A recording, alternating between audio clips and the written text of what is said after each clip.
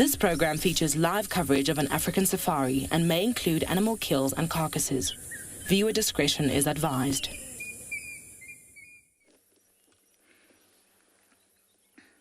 A very good morning to you all from South Africa and welcome aboard your live safari for today. We are at the Hyena Den and it is active.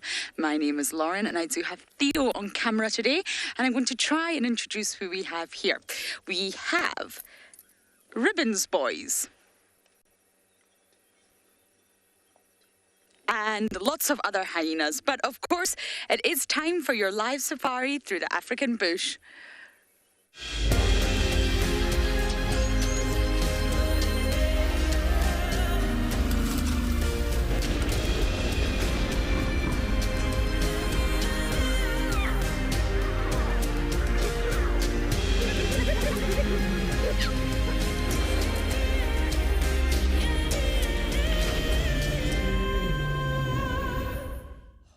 So much is happening here at the Hyena Den, it's incredible. We have Ribbons Boys, Hearts 2, we have Ribbon herself, and we have Swazi. Mr. Swazi off in the distance here, who is, well, not really sure what to do. He wants to come closer, but everybody, including the cubs, is being incredibly dominant over Swazi here. I love mornings like this. My name is Lauren. I do have Theo on camera.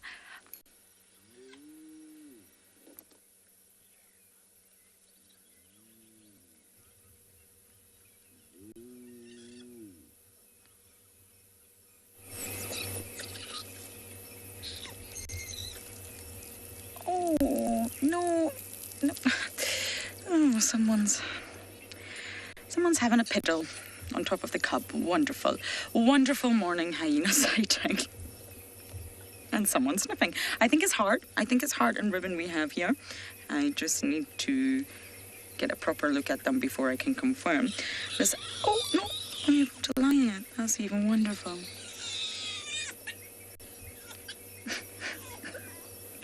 Hyenas never fail to entertain, do they? But it's quite a chilly morning here in Djuma Private Game Reserve. It's 13 degrees Celsius and 55 degrees Fahrenheit. So I think it's rather chilly, possibly because it's overcast and the sun has not yet popped out. Now, this is live and interactive. The whole point of our safaris is that you can jump on board and you can talk to us. So please use that hashtag WildEarth or @FC on the YouTube chat stream. And kids, you can email us using the address kidsquestions@wildearth.tv.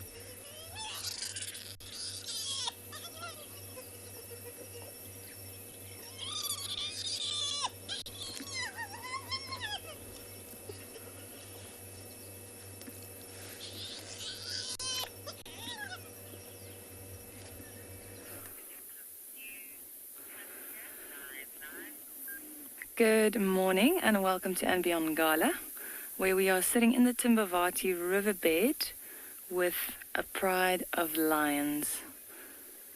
The Birmingham Pride, to be exact. You can see there's quite a bit of activity at the moment. Two younger cubs playing with one of the sub-adults there.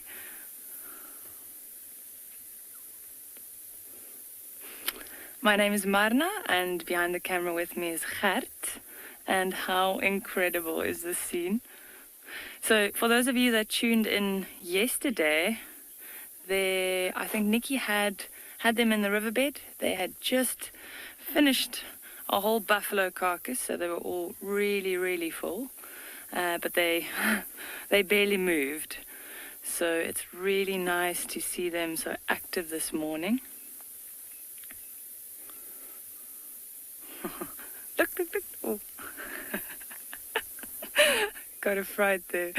They keep hiding in the grass and then stalking each other. It's nice and cool, so that's why they're so playful at the moment.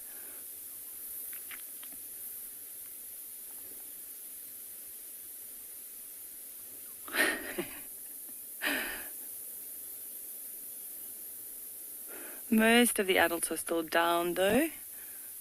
Not too much happening there, but the cubs are moving around.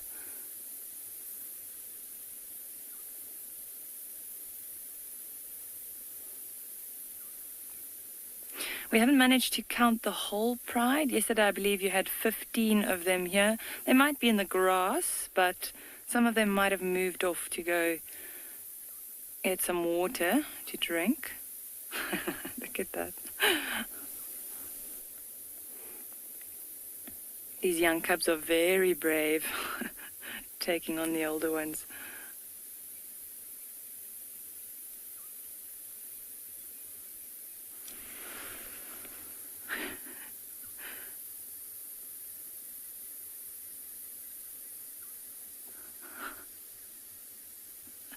Ganging up on the white one there.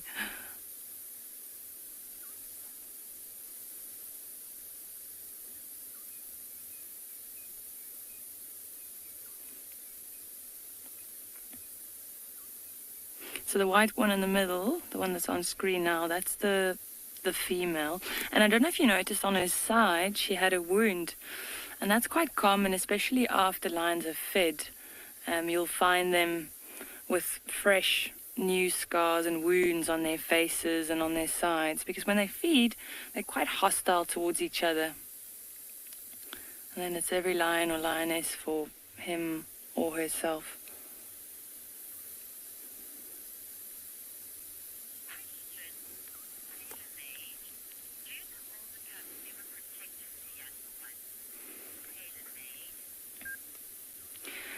Tailor-made, I wouldn't say they really protect each other, but they will stick together. Say they were left somewhere and the adults go out hunting, they'll stick together, but they'll kind of just play around. And a lot of the times what happens if there's a really big age gap and the females introduce the young cubs to the pride too early, where there are older cubs, then those cubs want to play with these new cubs, you know, and that could be problematic, seeing as they're a lot older and stronger, and they could potentially injure and even kill the younger cubs. Not on purpose, but it does happen from time to time. But, you know, they're all a family, so they'll stick together. And you can see, very playful this morning.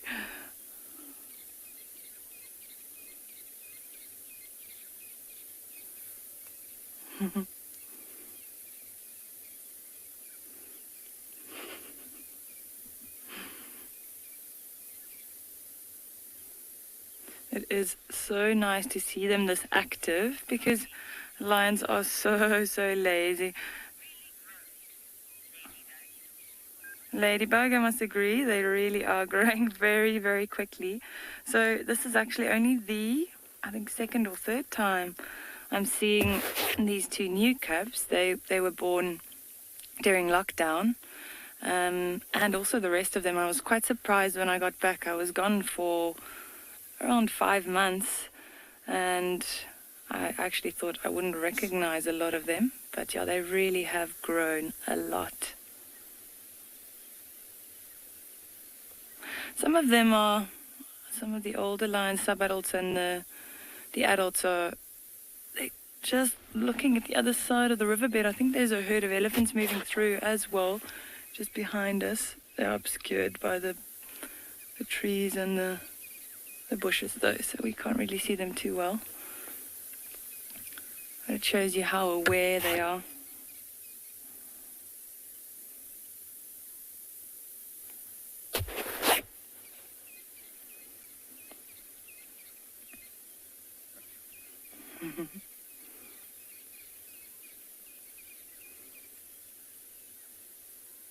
We're so fortunate. They're pretty much in the same spot, exactly where they had them yesterday. So really nice that they stayed here. We didn't have any trouble finding them this morning. Where is this little cub going?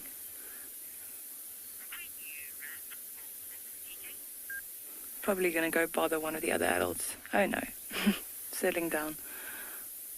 We'll stay here for a little bit longer.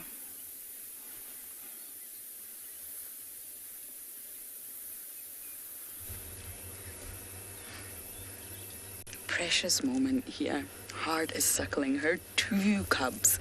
If anybody missed yesterday's drive, we thought that Heart had 1.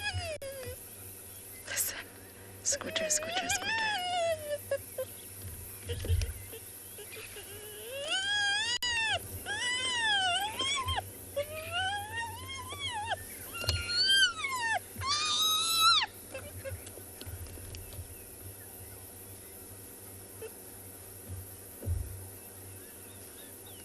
And she doesn't have one, she has two. Hyenas normally produce twin litters, but of course Corky only has one cub. So Heart has two, and Ribbons boys are here too. And just to give some context to you all, we're at Philemon's Dip Den 2. So I think that this is a new communal den. I know it's very confusing, but there's 3 dens in a row. And I think this is a new den. I think Philemon's Den 3, too small, too many parasites.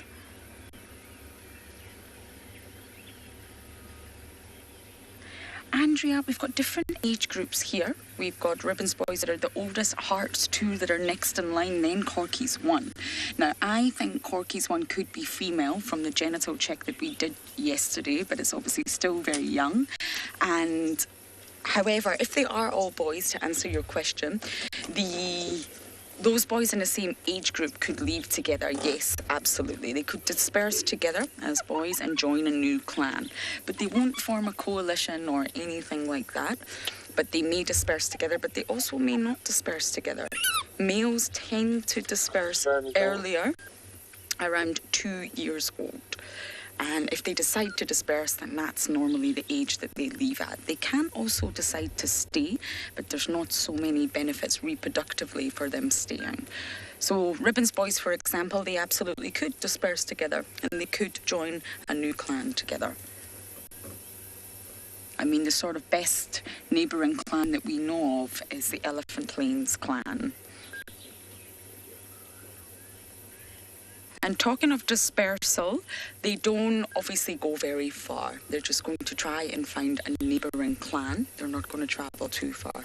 But of course, as we all know, some animals do travel far for their survival needs, just like the migration that happens in the Masai Mara. So let's go and learn some more about that.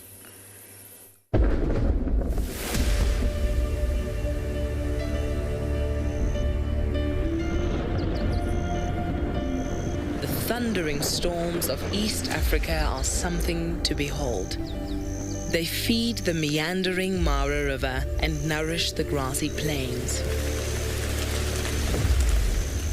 Every year, the migration herds stream across from the Serengeti into the Masai Mara.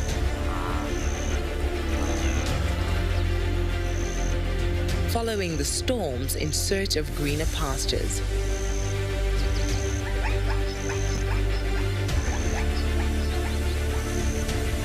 The zebra vanguard are the first to venture across the river.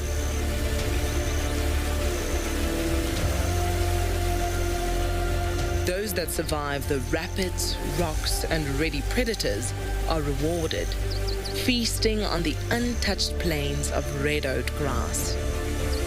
The zebras cut the long grasses, preparing them for the remaining grazers.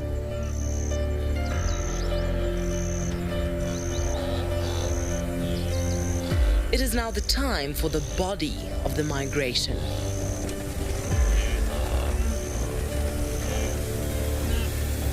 Countless wildebeest and Thompson's gazelle gather along the banks of the Mara River.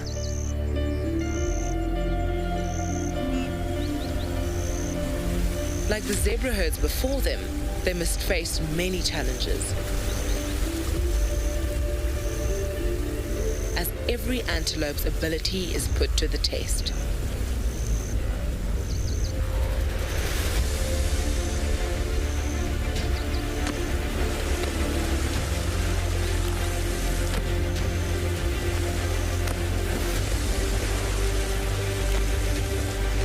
Their legs must carry them across the current and find grip along the slippery rocks. Although safety is often found in numbers, it is every antelope for itself.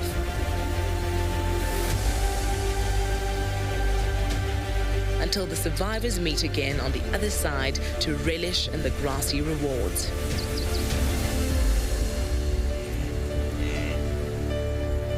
And then, As is nature's way, it comes time to cross the river again as the herds continue to follow the life-giving storms and nourishing plains.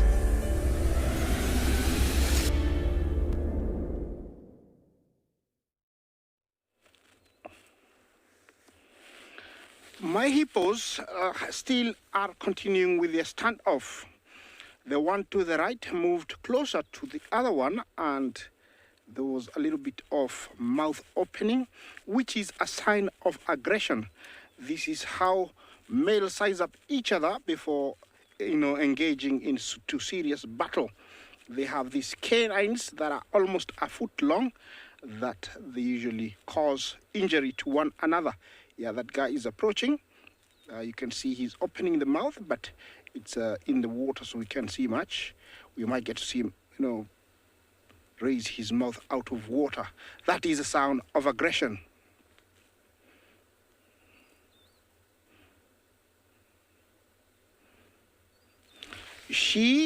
Can hippos hear underwater? I doubt it, no. Because once they're inside, they close their ears, noses, and eyes, so they can't hear. And they use them, when outside. On the inside water is a matter of resting, and actually they don't need to listen to anything underwater, so they are always resting in one spot, so they don't hear. Here I have another resident, as we saw, the crocodile, the Nile crocodile. He's been parked at that position for the last almost 20 minutes since I arrived here, and I don't know exactly why, but it looks, maybe he's lying flat on the ground, so he loves it. Remember, this section of the river is where the wildebeest, the zebra, topi, Thompson's gazelle cross. So sometimes these guys can hear the vibrations of these animals from a long way before we hear them, and come and get ready to get a meal of the year. These guys have been feeding so well in the last 2.5 months, but they still have space. I have seen them taking even 2 kills a day, some of these guys. And here at this section, they are huge, huge. I tell you, they are big, almost 20 feet. That is, 20 feet. It's a long reptile. It's a big reptile. And these guys, I love them because they are respected by everybody. Even lions, when they come to drink, you'll see them gnarl, like raising their upper lips at the water, because they know, a crocodile can just pounce and grab them. So they are respected by everybody, even the beasts, the lions. Remember, and mind you, where we are, at the banks of the beautiful Mara River. It is the source of livelihood to all wildlife, within the Mara, because it is permanent river. And it flows from a swamp to a lake, which is Lake Victoria. Yes, it's hundreds and thousands of liters every day. Look at that. And you can tell the rapids are slightly stronger today. I hope you are enjoying the rapids, See, they are slightly higher from yesterday and even louder.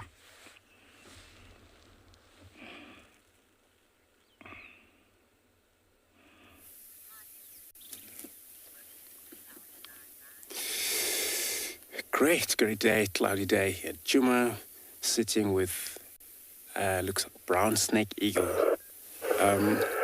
It's probably on its hunt.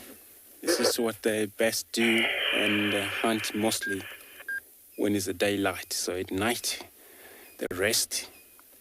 But this is what it's capable of doing, hunting on snake and all of the lizards and the things on menu.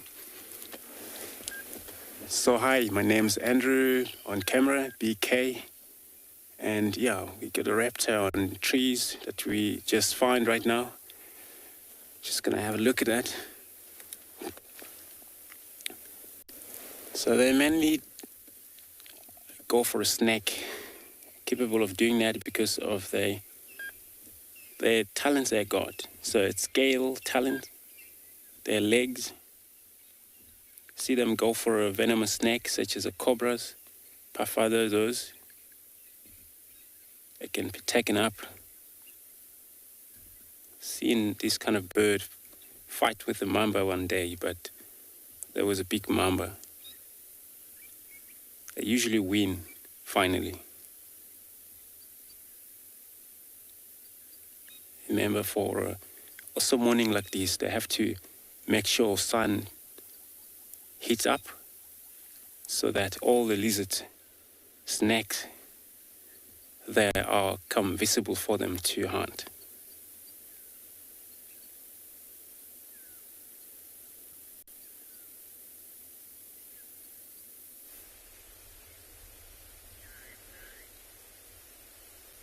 Good morning and welcome to andBeyond's Phinda Private Game Reserve. As you can see, we have found 3 beautiful rhino this morning. Quite a crisp morning, and they are just starting to wake up, just like that snake eagle that you saw. My name is Kim, and behind the camera we have Craig, and we will be with you this morning.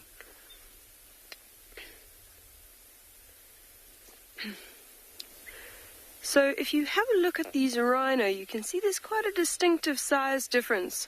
You know, right in the front we have the mom, the mother rhino. Just behind her we have a small calf. In fact, if you look at the size of it, it's just above the bottom of her belly. So we can actually age that quite nicely. If they're about the size of the bottom of the belly, the height is at the bottom of the belly, they're about 3 months. So this one's probably just over that, maybe about 4 months.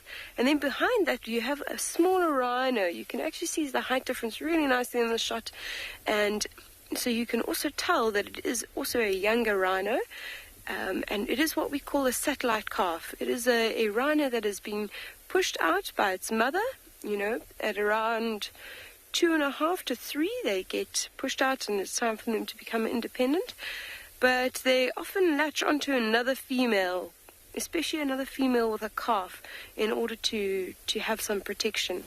Now, we are just going to sit and watch this because the mother rhino can often be very protective of her calf. As you can see, the calf is now coming out. It's quite curious, you know, at this age they've got a lot of energy. They're still feeding completely off of milk, although it might eat a little bit of grass, but it's got huge amount of energy, so it has a lot of time to have a look around, become very curious. And I think it's quite curious about the satellite calf.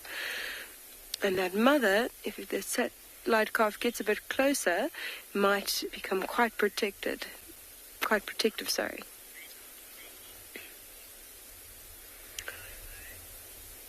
Oh, Momo, that is a really good question about how often we need to dehorn our rhino. And it is not so simple as a complete, you know, it must be done every so often, because rhino's horns actually do grow at different paces. You know, the average is about 6 centimeters a year that it will grow in length, but it does vary from animal to animal.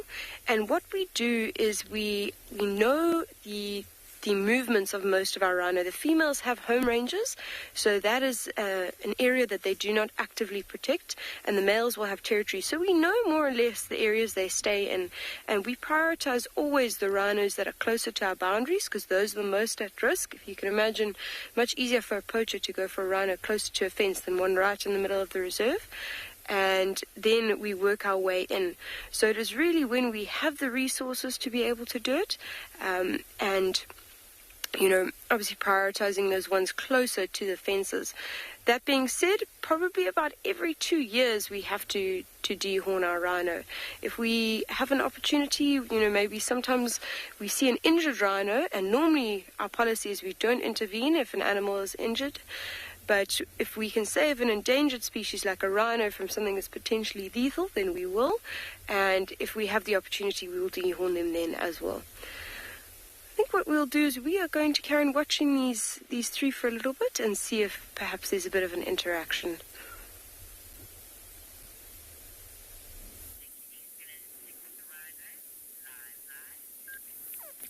So we're still in the riverbed, and these cubs have not stopped playing. It's almost like they're in their own world. The rest of the pride are all fixed on, I think we saw some kudus on the bank, but the 2 of them are just digging. They've been playing with some elephant dung. They're tackling each other. Really adorable to watch.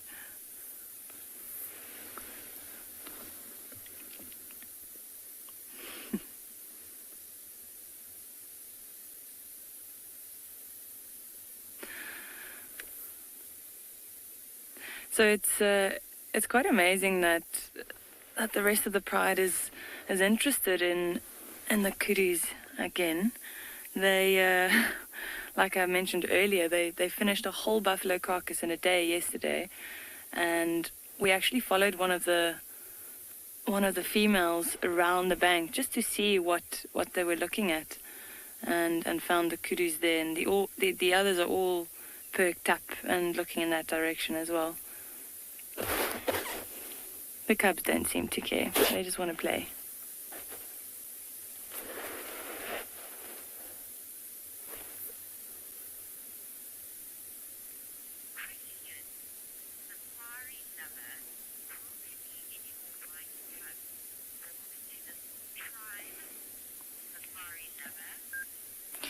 Safari lover, there is a very good chance that there could potentially be more white cubs. It is a recessive gene, so the males and the females need to, or both the male and the female need to carry that gene, and we do know it is present in this pride, and it's the same males that are in control of the pride, and one of the females, well, she recently came into estrus again, so we have been seeing some mating, so maybe end of the year, early next year, we might have some more cubs, and fingers crossed that there might be another little white cub amongst them.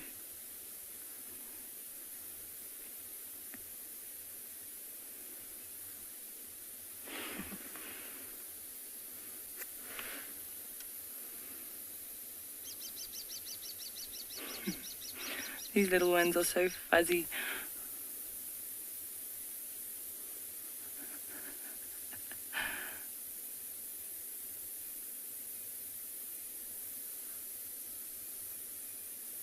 If you have a closer look at the cubs, you'll notice that all along the belly and on the back legs there, you can see spots. And when they're really young, the mother will actually hide them in a den site somewhere. So those spots help them blend in a little bit better. So it helps them to be more camouflaged. And then as they age, those spots will actually disappear. And you can still see on some of the other members of the pride, like the sub-adults, like you can still see a few spots on the legs on this female as well. You can see on the back leg there, she's still got a few spots. But as they age, it does disappear. So the younger ones are usually more spotty.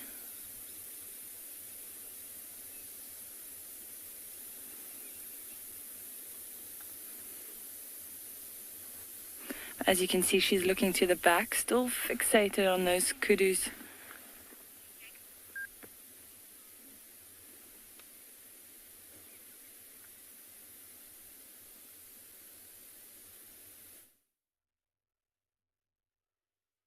Jumbo, jumbo, hello, hello, and lions, lions everywhere. We have what we call the king of the jungle here, because this is one huge male, and we call him Fang. And as usual, it's typical for lions. He is having some nap. And good morning, everybody. My name is David, and with me on camera is Bungay. Welcome aboard. We're in the Masai Mara, another corner of the Masai Mara Game Reserve, and we have one very lazy flat lion, and his name is Fang, and he belongs to a coalition of lions that we call the Triangle Boys.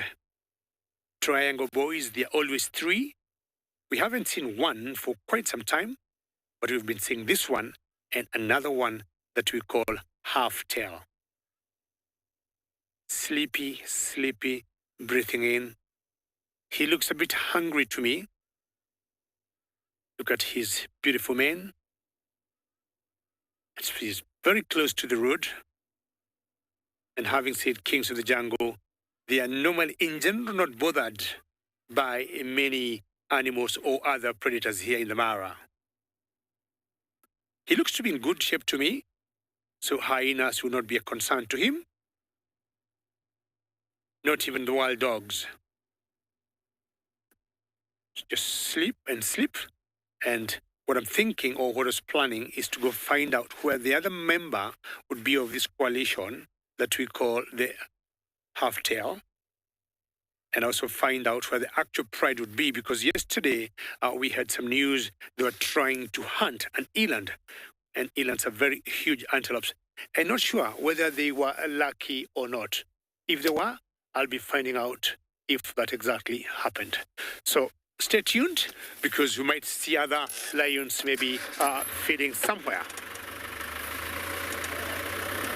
Have a good day, Mr. Simba, and we'll see you later.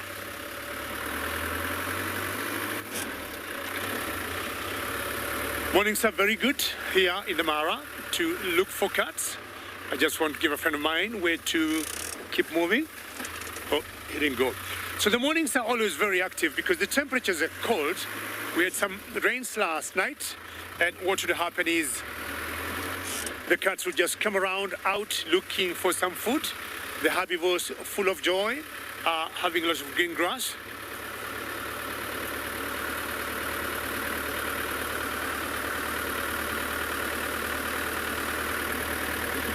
Very, Veronica, that's a very good question, Veronica, and you are asking the difference between a coalition and a pride. Now, coalitions are made of males, males only, not a single female in a coalition. Prides, females, fully grown females, and youngsters. So the youngsters could be young females or sub-adult males. That's a pride. And as the sub-adult males grow older, they're definitely either shown the door by the females, and if they don't leave to go form their own coalition, you'll get the dominant male in that particular pride getting them out. So mainly coalitions, males only. They could be old, they could be young, and prides, females, 3, 4, 5, 6 girls together with their cubs, and the cubs could be of different ages. But once you get the males get to that age of starting to breed, slowly and surely they are shown the door. So let me keep going, and hopefully I'm going to get that pride that we had news last night. They would have gone for a hunt for the eland.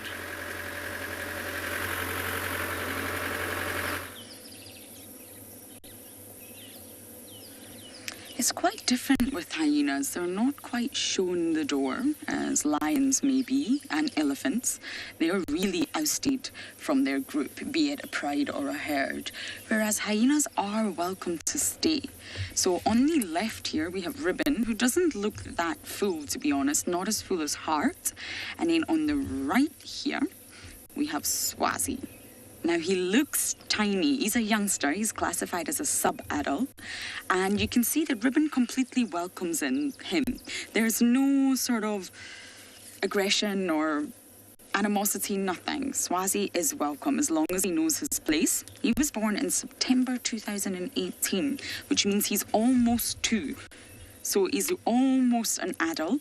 And if you look at the size difference between Ribbon and Swazi, which is not very easy to see right now, it's drastic. Swazi is very small in comparison to Ribbon, but I must say, when I took the snare, or assisted in getting the snare off Swazi's neck, he was huge. He was absolutely huge when he was flat, and I got to touch his paw. It was massive. It completely engulfed my own hand. So we think he's small in comparison to Ribbon, but actually he's not. So you can only begin to imagine the size of Ribbon.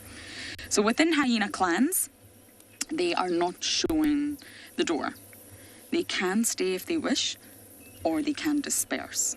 It's really up to the individual male, and normally it's a very low percentage, 3%, that decide to stay in their natal clan, but they don't get many reproductive benefits, as I touched on earlier. So if they're a higher ranked individual, let's just say Ribbon's boys, they may decide to stay because A, they're in a good position. they're high ranked. B, nobody really bullies them because of that. And C, they get the best access to resources. They still get a lot of food. Now for Swazi here, it's tricky. He was Pretty's son, and Pretty was second on the hierarchy after Corky. We no longer have Pretty, I'm afraid, which is very sad. So has Swazi lost his rank? Most likely. But you can see him and Ribbon. They're just chilling. Then Swazi goes off and does his thing. He may disperse very soon, though, because he is reaching to that ripe old age of 2.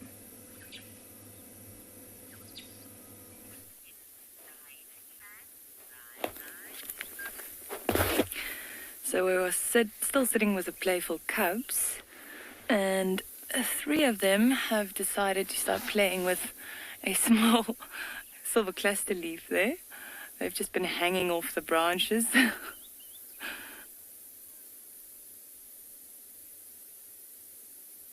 And that white female has also been getting in on the action. Every time the young cubs pick up a stick or a branch, she comes over and she takes it and she trots off with it.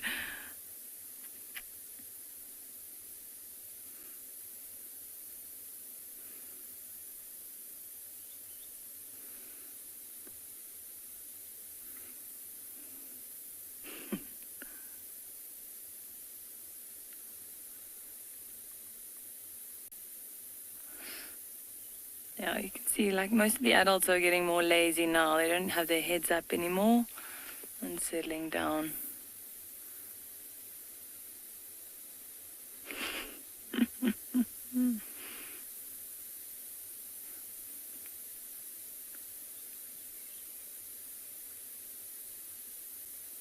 They're lucky though. It is overcast this morning, which means they'll be able to lie or lay down in the riverbed for a little bit longer. Only once the sun comes out, they'll have to start moving into the shade again. But this is the perfect morning for them to rest. Look at that.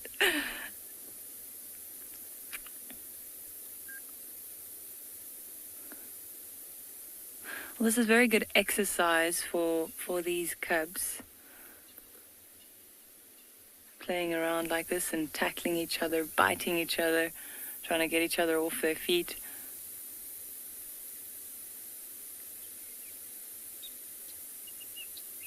It will definitely help them later on in life.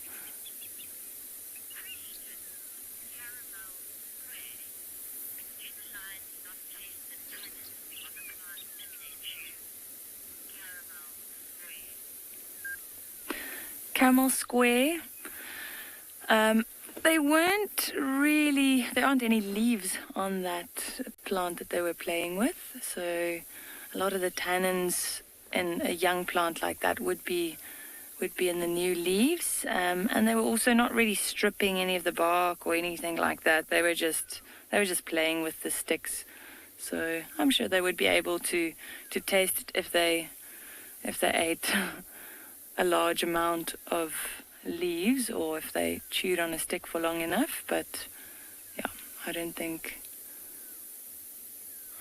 they would eat that much. Sometimes you'll see predators or lions feeding on grass, but that's, if they've had a big meal, they'll start eating grass just to aid in digestion. So it's almost like a laxative for them. It also helps them get rid of hairballs and things like that.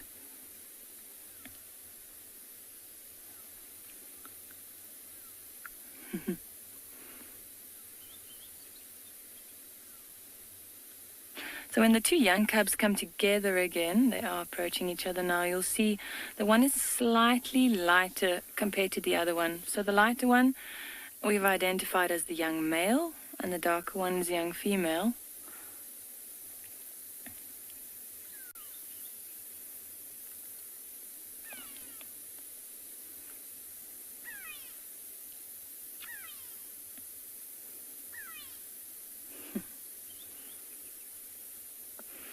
There's a grey go-away bird calling in front of us. Don't know what they've spotted there. Lions have turned their heads as well. Also looking in that direction.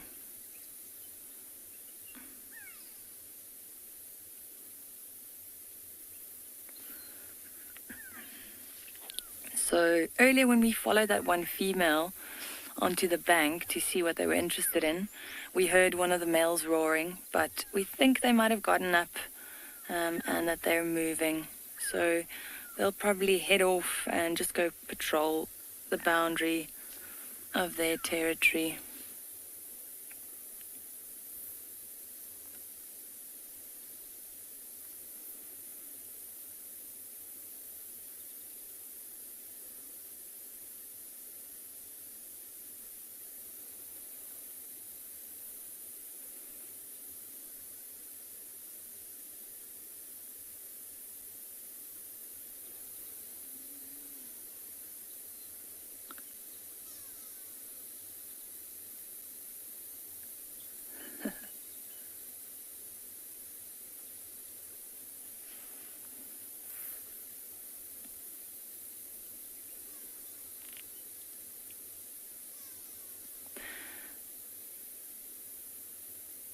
So there's a good chance, with it being so cool this morning, that these animals might get up soon and head towards some water. And the closest water is actually close to one of our camps, not too far down the riverbed. So we're going to stick with them and see if they start moving.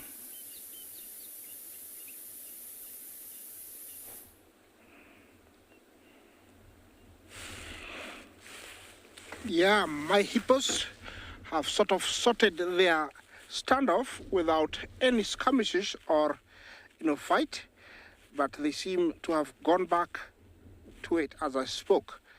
Yes, sometimes when a fight is about to start, hippos will have a standoff even of a day, a whole day. Can you imagine?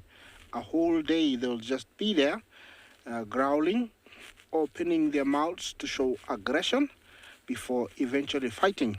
Remember, when they fight, it is so serious, sometimes it is fatal. I've seen in a few occasions where they do that and another one dies. The opponent died, within 2 days of overbleeding from the wounds inflicted. So they're usually very aggressive towards each other. The reason they do that is because of territorial, dominance. A male will want to have an area, section of the river to himself and own it. And so that's the main reason, and that is caused by females. He wants to have a good number of females in his territory such that, whenever one comes in season, he is the one who is allowed to mate. Once that is established, usually he will tolerate males who are kept in a tight corner of the whole pod. They will be tolerated, they will be there as long as they behave, and the females will also stick to an area in the same pod as long as they also behave. And then there is calm, but every now and then a male feels like he's stronger than the existing one and he challenges the main male, and that's when a fight starts. At the moment it's brewing. I don't know when it's going to be. Yes, that crocodile just appeared. He wasn't there, and he's one of the residents in this section. I have seen quite a good number, about 10 of them, 9, 10, huge ones.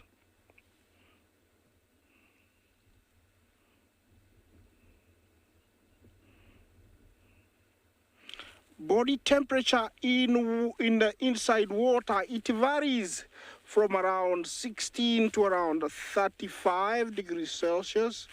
Yeah, so, they're able to, maintain in between that inside water.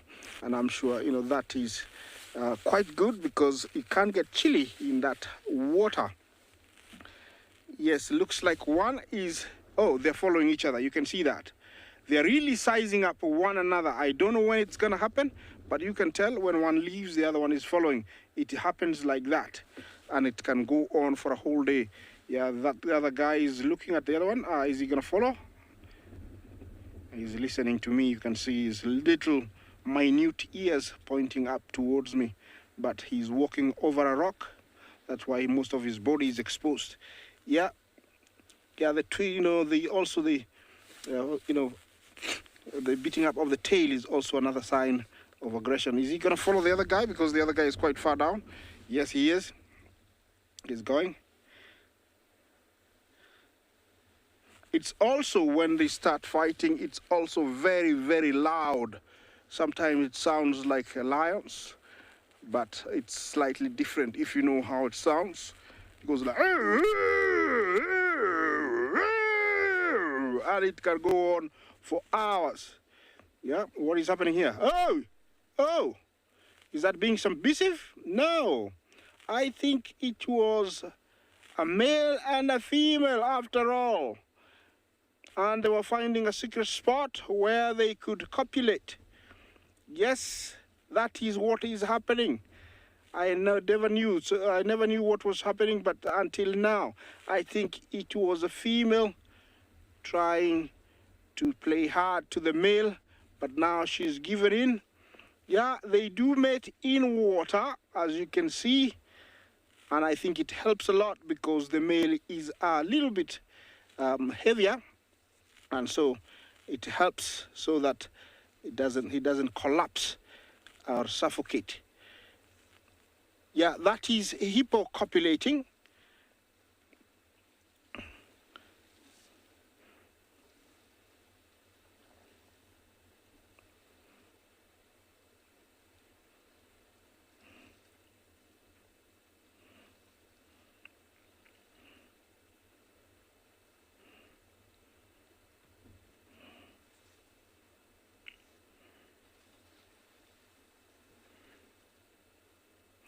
Yes, I think it's very important to do that in the water.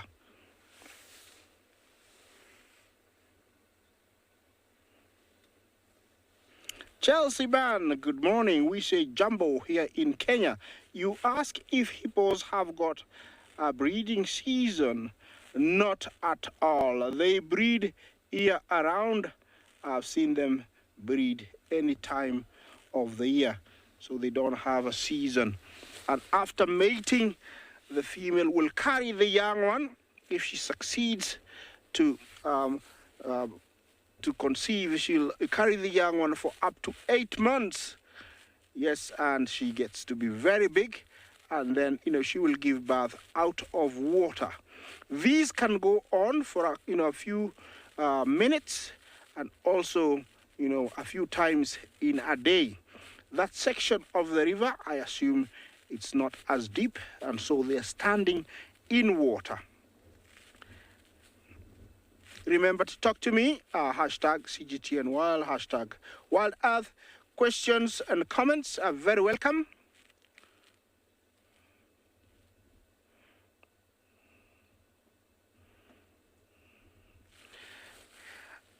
Pam, thank you for your questions. You ask, are the animals mate so quickly?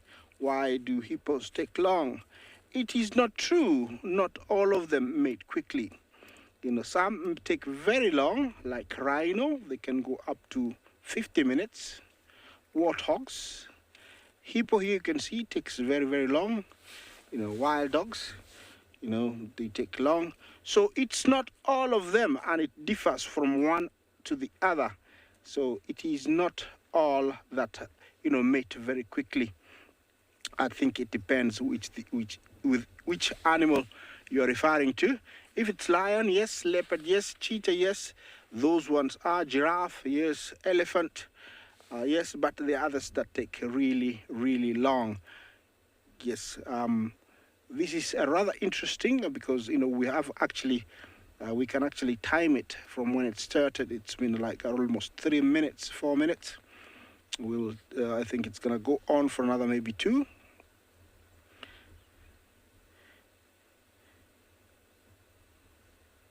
That protrusion you see on the forehead, on the guy, on the lips there, it's the lower canines. They're almost piercing the skin, but it doesn't hurt them. They're used to it. Yeah. This is, remember, is the hippopotamus. Yeah, it stays in the water most of the day. spending around 16 hours in the water, going out to graze.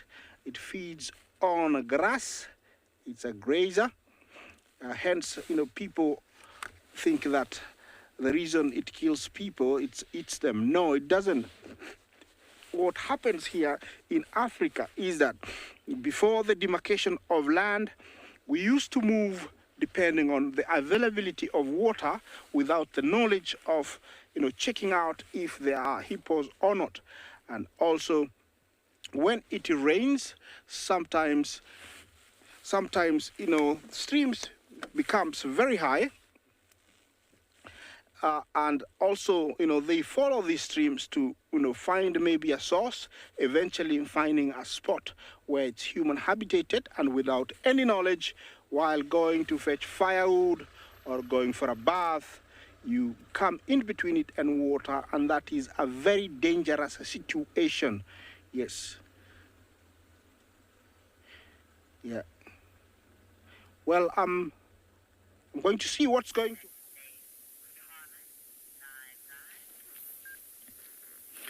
Welcome back.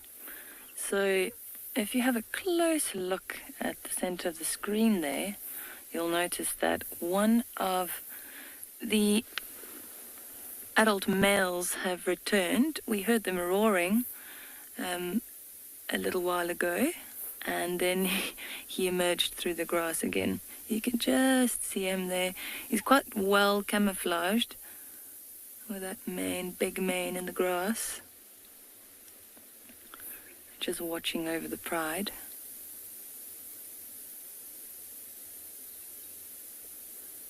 But we have not spotted his brother just yet.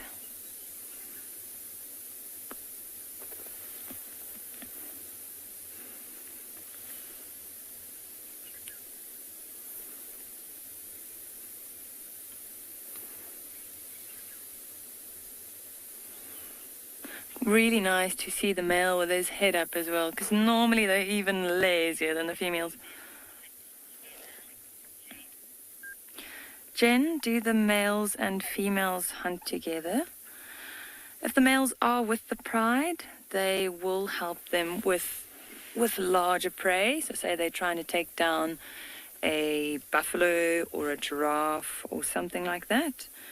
But otherwise, the females have no problem doing that by themselves either. So a lot of the times the males aren't with the pride, and then the females will do it by themselves. But if the males are present, then they will help if it is something larger. The males are slightly bigger than the females, so they are a little bit more powerful.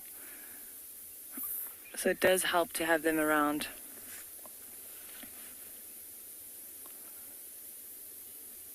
It's quite incredible. I was really surprised when I heard that they caught this buffalo yesterday morning, and by yesterday afternoon that buffalo was finished. So I guess they do have a lot of mouths to feed here, but since I've started on this property, this pride has always been very big, at least more than 10 animals. And normally when we find them with a buffalo carcass, they'll be around the carcass for 2 days or so. So it's quite interesting to see that they're finishing a buffalo carcass in a day, less than a day nowadays.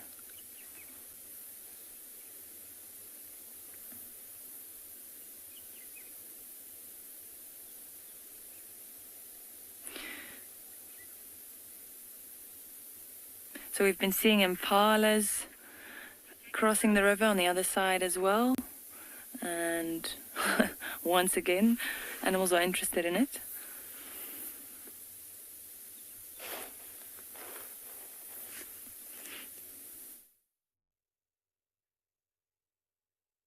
These lionesses will not mind even hunting an impala, because the usual game they bring down, the wildebeest and the zebras, have left this area, and you can tell they're walking in intent of looking for some prey. Apparently, this is the pride I was talking about earlier, and this is the Olololo pride. And I remember I had a question of the differences between coalitions and prides. And here we got 3 of that pride, 3 females of that particular pride. And I got a feeling they were not very successful last night in the eland they intended to hunt. And that's why they are out and about looking for anything that they would catch. My guess is, from where I am, if anything, it could only be a warthog. You can see so many termite mounds. And this is the Olololo pride. And the male we saw earlier is the pride male of these females. With the Birmingham boys or the Birmingham pride, we had that white lion. But you have seen that one lioness there is quite light, but not white. The very beautiful Olololo escarpment in the background. And that is what gave this pride their name. Getting some wonderful light. And what I want to do now is just to go around, because they have taken that one huge loop. And I won't go this way, keeping an eye close to them, and then see if we are going to meet somewhere and get a little closer to them and find out exactly what they want to do. But I got a feeling they're looking for some breakfast.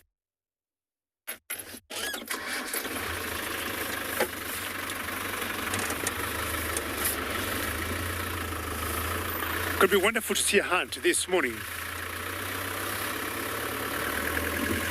And the only candidate I'm thinking they could bring down is nothing but a warthog from where we are.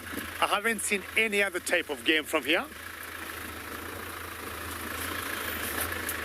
When it is very dry, we have seen them even going for panglings or porcupines sometimes. Let's see what happens.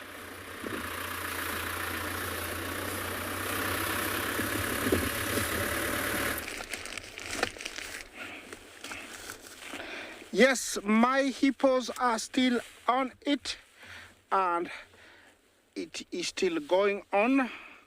Remember, animals mate, to breed, to have a young one. And so here there will be an offspring, in about 8 months.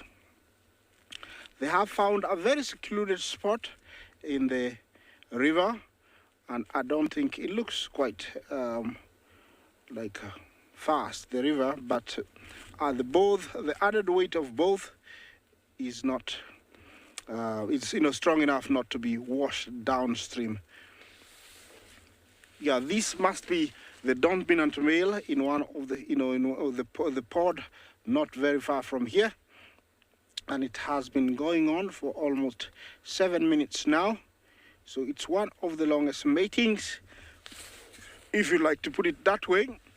I'd categorize it amongst the rhinos, which take very, very long. Yeah, this is nature doing its thing.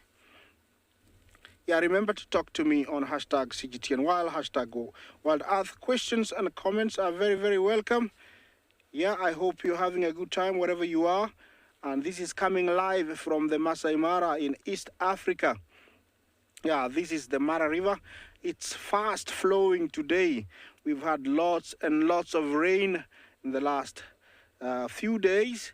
Sounds like the whole country is getting rain. It is very unusual for this time of the year. It usually rains towards the end of the month, but nature's is the best.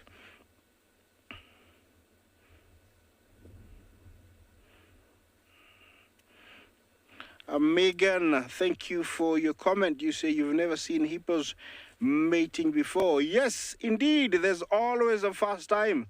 And thank you, you're watching. Yeah, this is how it happens, Megan. Yeah, they mate in the water. And I think it does help to, counterbalance the weight, because these animals are heavy, they are big, and also with the short legs. It can be very difficult also for the male, and also added that it's wet, it can be very slippery. Yeah, so, you have to, those legs must keep, being adjusted. As you can see, that's what he is doing. And also, you can tell she's breathing much faster. That weight is also a little bit heavy for her. Yeah, looking at the size of the heads, you can tell that the male, actually has got a longer face. You can see that. Usually they have a thicker neck.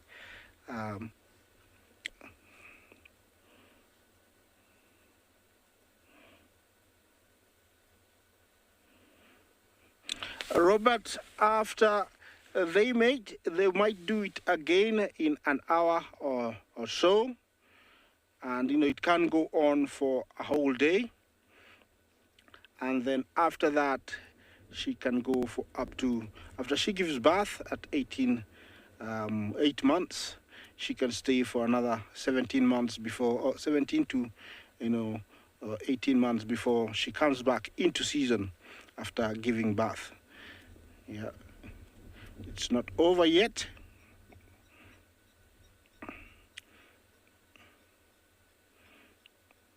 I think the female, is rather getting tired now, so we might end up soon, but who am I to say anything?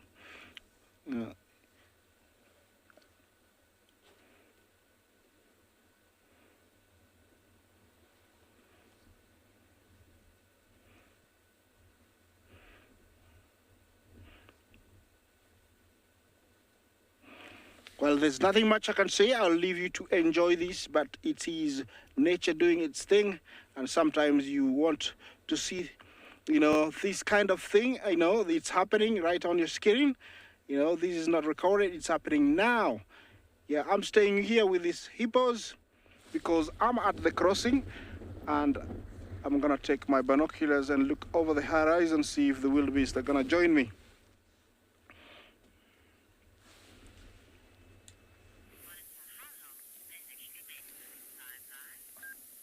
Welcome back to Ngala. We are still in the riverbed watching the lions.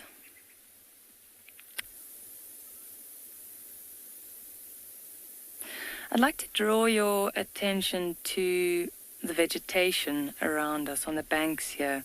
So because we're in the riverbed, a lot of what's around us is quite green, and that's just because of the water table under here, so there is still a little bit of water. But we are at the end of the dry season, so when we drive through the rest of the reserve, it's looking quite drab, and most of the trees have lost their leaves, the grass is yellow, so there isn't much going on. We have seen that there is a little bit of green grass popping up after the recent rains, but it is looking quite dreary, and that can have, when it's really dry, a drought can have quite a detrimental effect on an ecosystem. For something like these lions, it's not too bad though, because you'd find that the herbivores will be weaker because there isn't a lot of food available. So for them then to take down an animal like a buffalo or a kudu or wildebeest is much easier. For now, we'd like to show you a clip on how the drought has affected South Africa. Winter in southern Africa can be a dry and desperate time.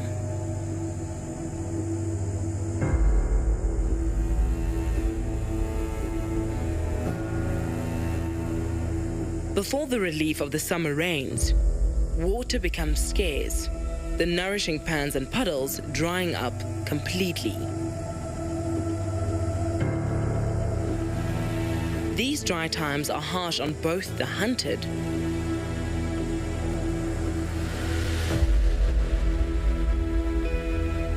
and the hunters.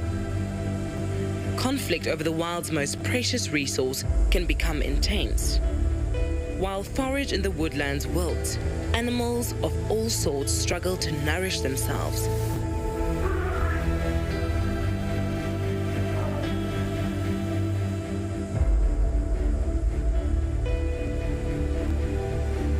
As the unyielding African sun bakes the land,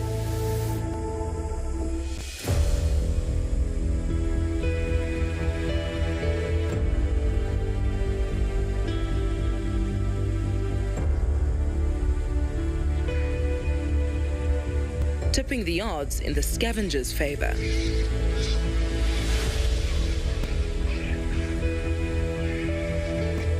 Dust will continue to rise while herds search for what little water remains, longing for the release of the first drops of rain.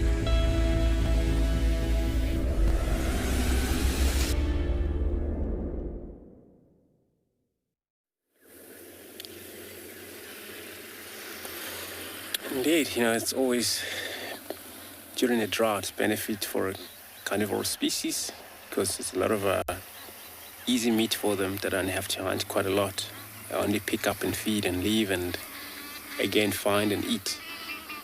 Here we got our grey heron in this Bevelsoek Dam. Looks like it's busy searching for its food this morning. You can see how it's just a little bit in the water. So for a search for fish, it could be and frogs and small fishes will be taken. Heron, they are successful hunter in the water, as you can see how enter that water and continuously will be on search, but they freeze almost like nothing. So it makes confuse a lot of small fishes and frogs sometimes get close to it, see how it's look around. Probably maybe had a little bit of a movement of whatever it's hunting for there.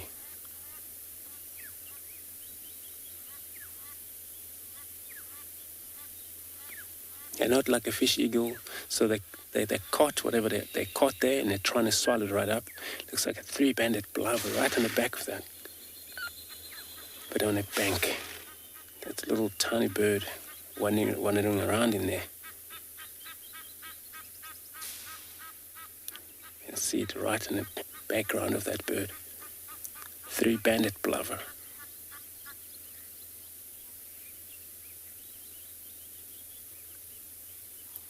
She's gonna stick around.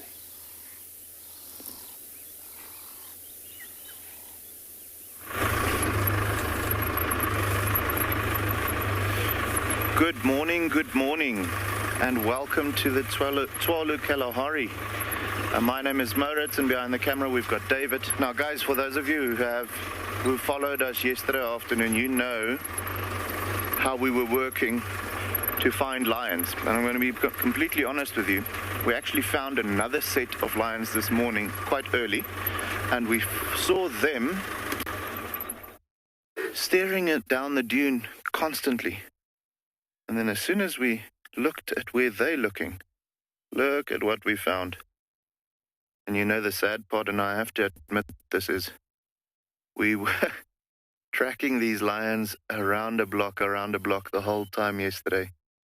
And they were just lying on the other side of the road by the tracks that we found this morning. Someone must have driven over the roads maybe yesterday afternoon before we got there or so. But look at how cute this is. We're going to allow them to come to us rather than we go to them. Just with them having the cubs with them, it's a little better to just, have them open the front door for us than to just come barging into the house. Mom has already given me an eye once or twice just to say, okay, let's do it my way. You can see if you have a closer look at her neck and so on, you'll see she's also got a little bit of a pinkish shine to her. I do think they were on a kill yesterday, and they might have finished this morning. I don't think it was a big kill though, because you can see her belly is not too full. Interestingly though, there is supposed to be 3 other female lions with this one, but there's a big herd of oryx on our left-hand side. I'm not seeing them right now. I think they might have already spotted the lions, these 4. There's the other 3 now coming there at the back on the right-hand side. Just if you look over there, it would have been interesting if they were moving around. But look at how cute this is, man. Yes, this is cool. So yeah, guys, I mean, it's so rewarding just to be able to, after a long day of tracking yesterday, David and we were mentally tired. So Shreya just had a question. On average, how fast can lions run? Now, when charging, a lion can reach speeds of up to 80 kilometers. So, just to put that in perspective for you, listen how she's talking to the little ones. Oh, shame. Oh, this is beautiful. Sorry, Shreya. So when they're charging, they can get up to 80 kilometers an hour. To give you an idea, when they're 20 meters away from you, they'll be on top of you in less than a second. Okay, so they move 10 meters for every 0.46 seconds that passes. Quite quickly. Now, in the bush, when they, hunting and doing all of those funny things, they don't often get up to 80 kilometers an hour, just because, they have to twist and turn and follow where the antelope is going. When that antelope, especially like something like an oryx, when it gets... Oh, my soul. This is just epic. Look at that.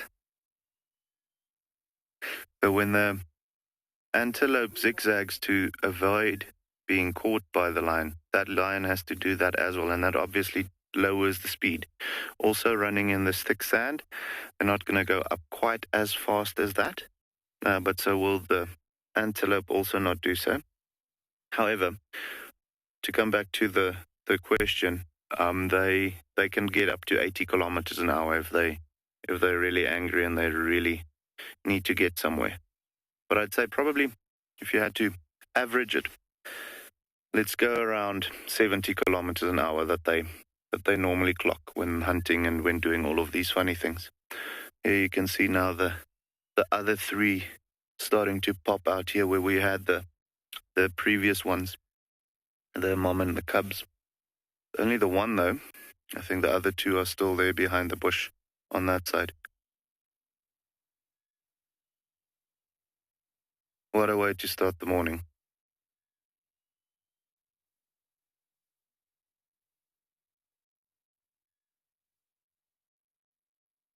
So Tristan also just had a question. Are snakes a big threat to lions? And Tristan, yes, absolutely. Especially in this area, things like the Cape Cobra and so on being quite aggressive and having really potent venom. You'll find that, especially for this mom with the cubs now, when she needs to choose a place where she's going to hide them when they maybe go out and hunt, you will find that if she chooses a spot where there's maybe a little hole for that snake to live in, she might come home to 3 cubs that was struck and unfortunately didn't make it. Also, sometimes when they're walking through the bush, things like a puff adder, which has really good camouflage and so on, can give them a snap on the paw or, well, wherever, and that could cause them to have big problems, because with that cytotoxic venom making the flesh basically rot, you'll then have them not being able to hunt. So big threat for lions, snakes, absolutely. However, I mean, it's not on a daily basis that they encounter them. It's here and there. And I mean, growing up in the bush, knowing that this is a threat, they do also take precautions as far as that goes. As soon as they see a snake moving or so, they'll also, steer clear of it. Because, I mean, the snake is also going to want to warn them that he's there so that he doesn't have to confront them, because they can always also go and kill him, especially if he's going to hurt them. So, yeah, big threat. But, yeah, guys, just like I said, epic morning and epic way to start it as well. Looking at the lions in the Mara, I don't see major threats. And if any threats of the lions here would be amongst other predators. And their only main concern here are the hyenas. The area we are in, there's one huge clan of hyenas. That's called the North Clan. And it's of like 70 members strong, if not slightly bit more. And that clan is one of the most fiercest clans I have known of hyenas in Africa. For example, if this pride here would make a kill, and this is the Olololo pride, and the hyenas of that clan picks the wind and they know that these lions have made a kill, they'll definitely come, either join or chase them away. We have seen in the last couple of years, the few prides of lions around the North Clan area or near their den, once they make their kill, they always try to eat as quickly as possible, not the same pace like the wild dogs, but they know if those hyenas smell it, they'll definitely go, or they'll definitely come and try and snatch the kill from them. Remember, sometimes last year, but one, we had another pride not very far from here. That's called the Owino pride. And they struggled so much to bring a particular, it was a buffalo down, because it was a huge male, and they thought maybe the male was old, injured, and tired, and they thought they could deal with it very quickly. But it was a battle that lasted for about an hour and a half. And after such a long fight, they needed quite a good break before they would start enjoying their sweat. But either by sheer luck or accident, the hyenas picked it up, and in under 15 minutes, it was giggling and calling and ooh, ooh. So first we saw 5 hyenas, and as fast 5 hyenas came in, the Owinos thought, it's time to eat. It's not a very big pride. It has about 4 females and 1 youngster male. They thought, if these hyenas are going to continue coming here, it will be a challenge. So we saw the 5 hyenas eating on one side of the buffalo, and we saw the Owinos eating on the other side. But what happened, the hyenas, 2 of them would eat, and the other 2 would call the other members. Ooh, ooh, ooh. In about 20 minutes, we had about 40 hyenas, and the Owinos had no choice but to pull back and let, the hyenas have it all. So that could be the only threat we would have for these lions here. And they're trying to hunt a warthog. They're not very successful. And maybe having made a decision to take it easy and make new plans for late in the afternoon, I'll also leave them and move on.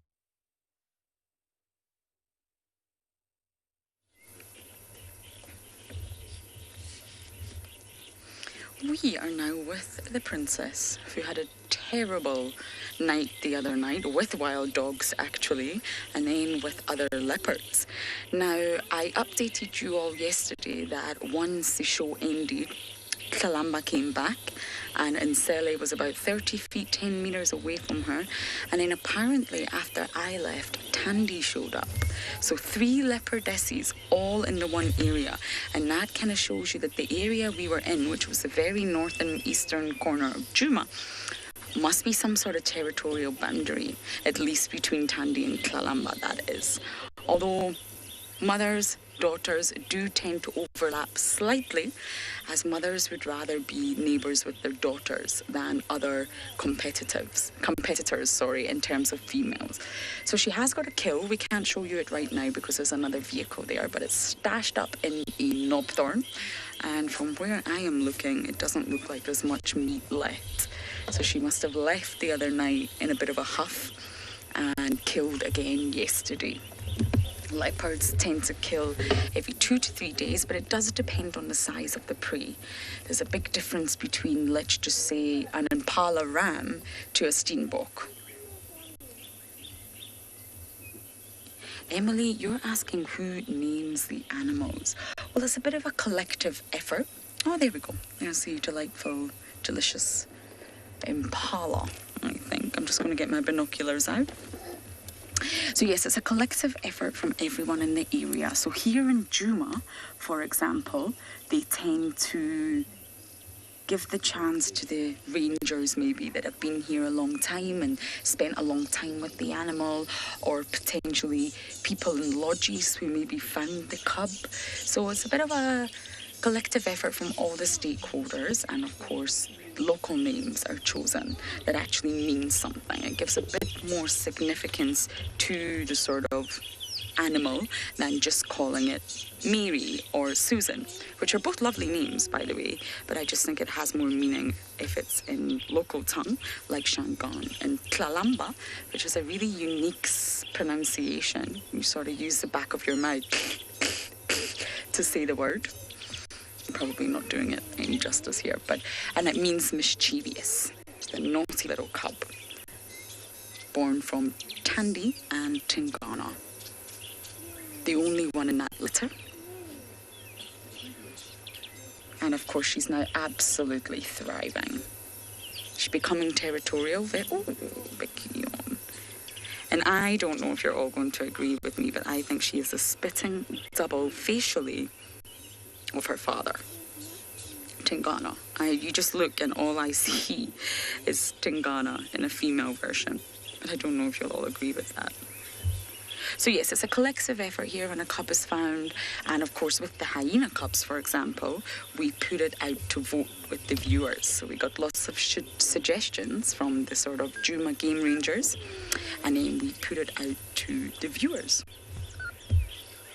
Now, Tlalamba was born in November 2017, so she's going to be 3 soon. 3's the average age when females start to have their first litter.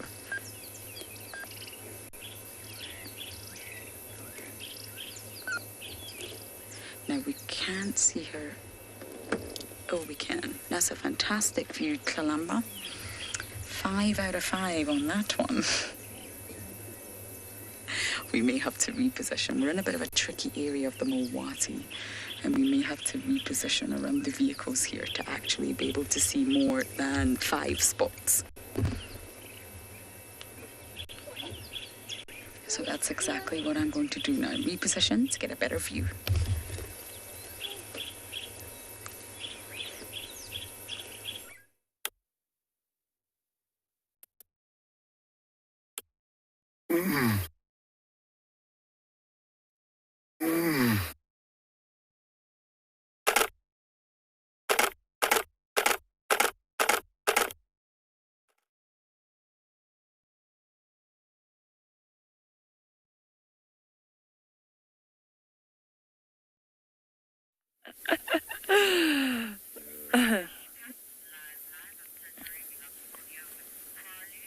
Welcome back to andBeyond Ngala. So on screen you can see the younger white female, and we've just been discussing how well she blends in with the sand. And earlier when she was playing with the 2 younger cubs, she managed to make herself quite dirty. She's got this dark patch on her leg now. Now, if you look at the scene now, you'll notice that there are lots of piles of elephant dung scattered all across the riverbed. It's quite dark in color. So, I mean, that dark patch on the leg almost looks like another pile of elephant dung. And then she just blends into the sand. It is incredible.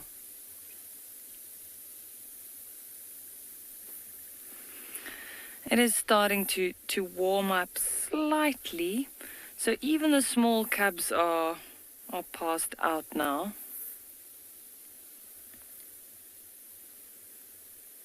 All of them just snoozing away.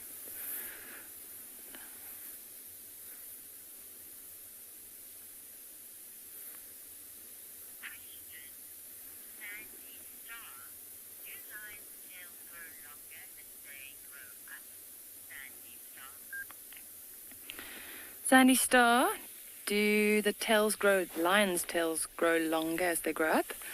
The tail will grow with the body, so it will always be in proportion. But once they reach a certain age, you know, the tail will stop growing. Yeah. So I'd say at about 4 years or so, it would probably be as long as it will get. On screen now you can see the 2 youngest cubs, and they are sleeping next to their mother there. If you look at the belly of the female, you can see that she is Well, her belly is very full because of that buffalo that they had last night, but she is also still lactating. And then behind them, just a little bit further on, there's the male white lion and his two brothers, also just passed out on the bank.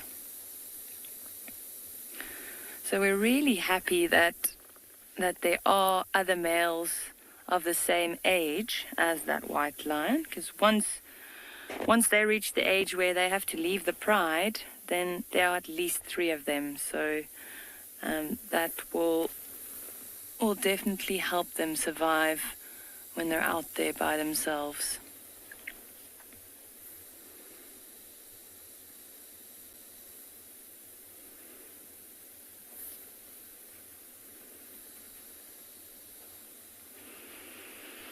The larger male, he's also still in the back there. I can just see the top of the mane though, but he is he's blending in really well with the grass.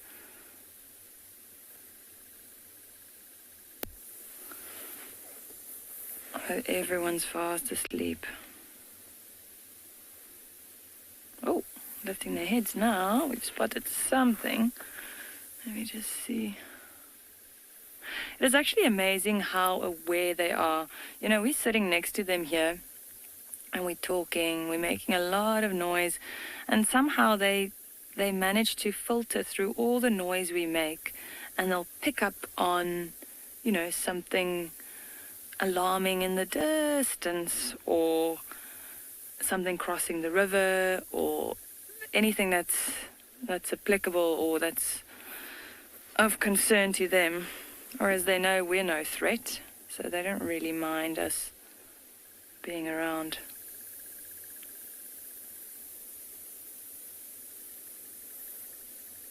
But it's incredible how sharp their senses are. That's such a nice shot with the two young males next to each other, the white one and the tawny one.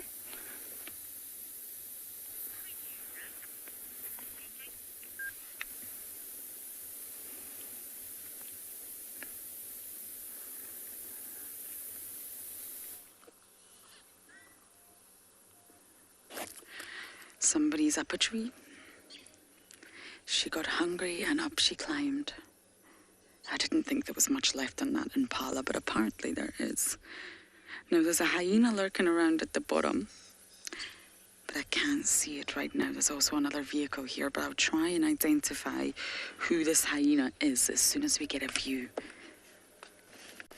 So this just shows you Kalamba killed the other night, didn't hoist it and lost it.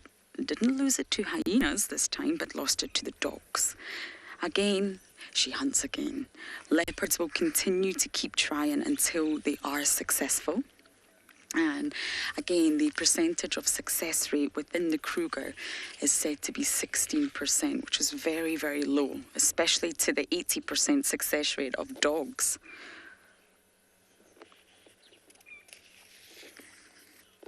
Anushka, it's hard to say. She's probably fed on this entire impala. I think it's a female impala.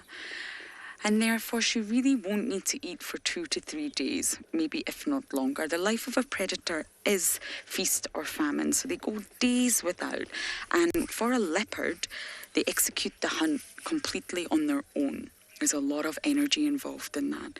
So normally you'll find once a leopard has killed successfully, they wait some time, they rest, they recuperate, they sort of get their breath back, if you like, before they even touch the carcass.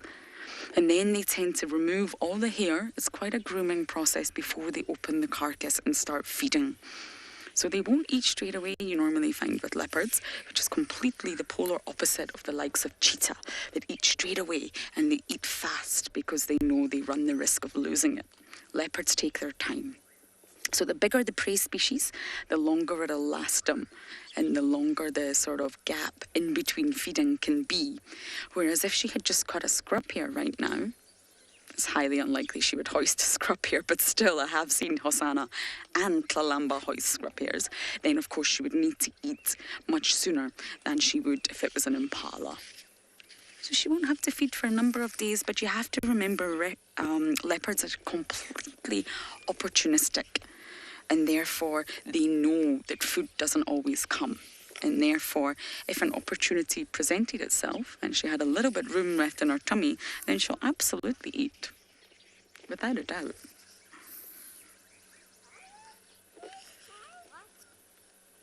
In case you can hear other voices, we're not alone in this sighting.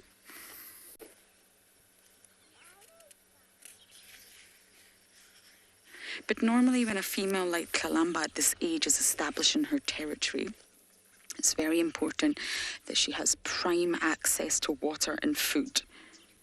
And once all of that is established, then she's ready to go on and have a litter. They say that females are not successful at carrying litters until they've fully established their territories.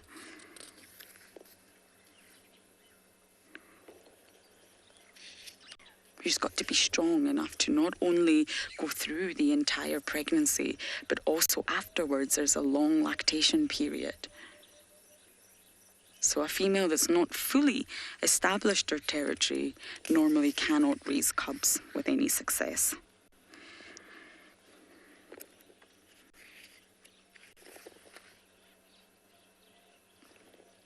Consultant detective, I really do think she will get to hold on to this one because it's hoisted.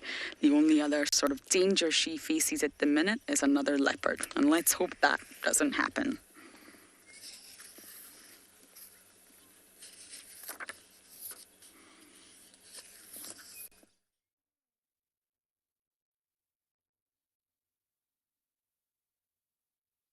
Guys, always a stressful situation for a young leopard to hold on to a kill, but look at what we've got. This is cool. So they are weaving through the bush. We think they are heading towards like a waterhole or so. The three younger females, the ones that's walking at the back without the cubs, they actually showed some interest in an ostrich just now. Not too much interest though. But look at that playing. Still a little bit of cub left in there. All three of those young females are, I want to say, probably just about 2 years, just under 2 years old now. So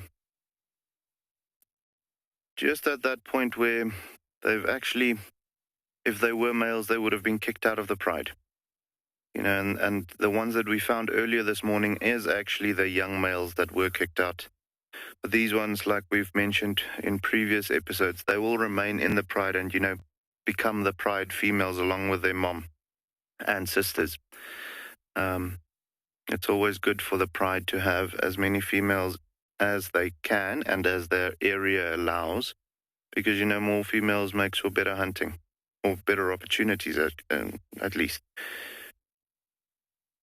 As we know, lions are team players, so the bigger the team, the more successful it will be. Yeah, it would be interesting.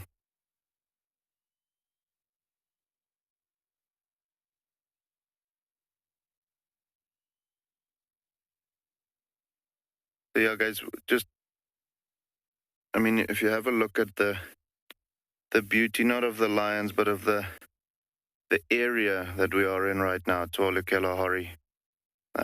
Here where we have the lions at the moment, it's quite hilly. I mean, it's still Kalahari, so you get that dune.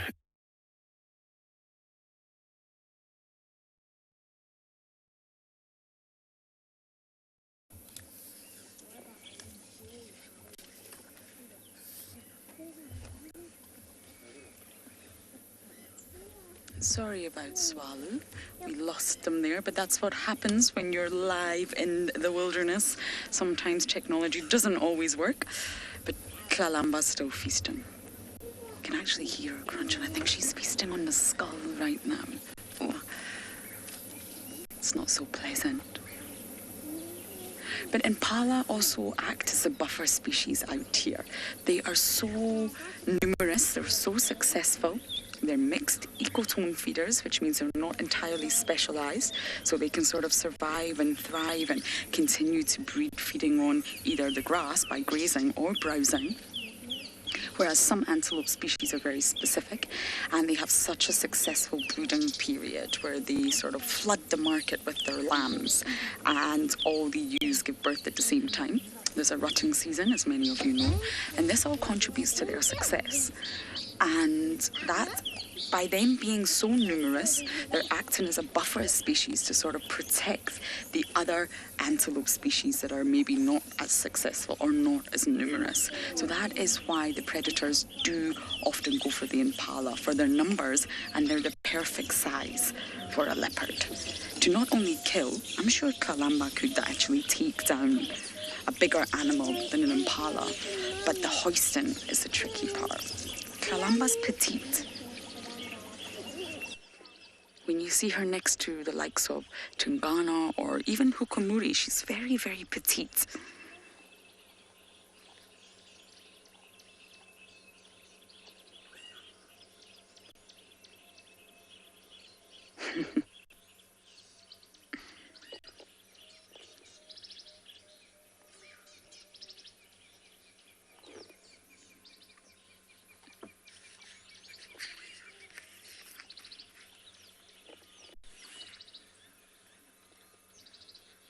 I wish we could get a look at that hyena. There's definitely a hyena here. I just wonder who it is. Which hyena has managed to pick up on the scent of this kill in the tree? I've got a view. I'm not sure. You may have to excuse another vehicle's bumper there. Who are you?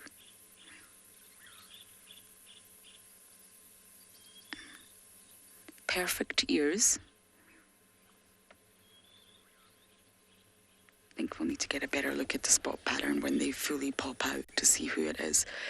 Looks a bit like Sutu, but I could be wrong. I'm speculating.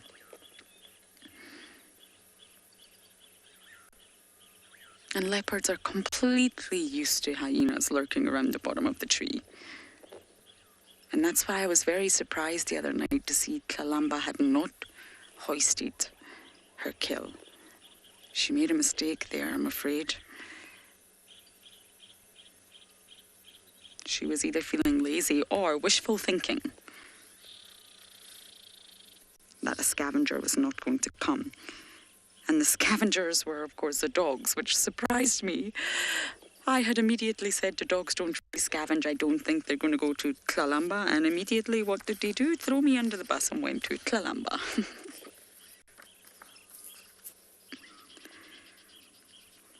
All predators are opportunistic, though, every single one of them. Leopards, lions, dogs, cheetahs.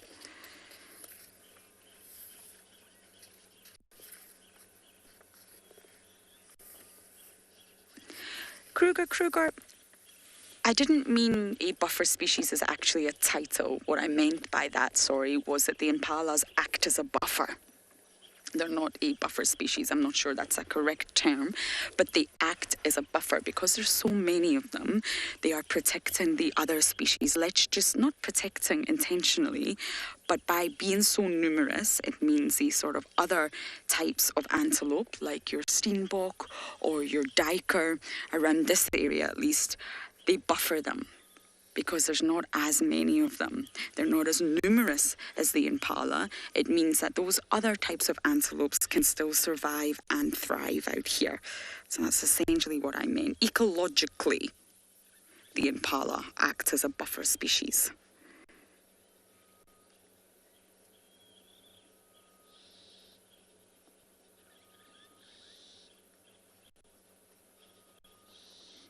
They just lessen the predator pressure, if you like, on the sort of more vulnerable species and less successful species. That's what I meant by buffer.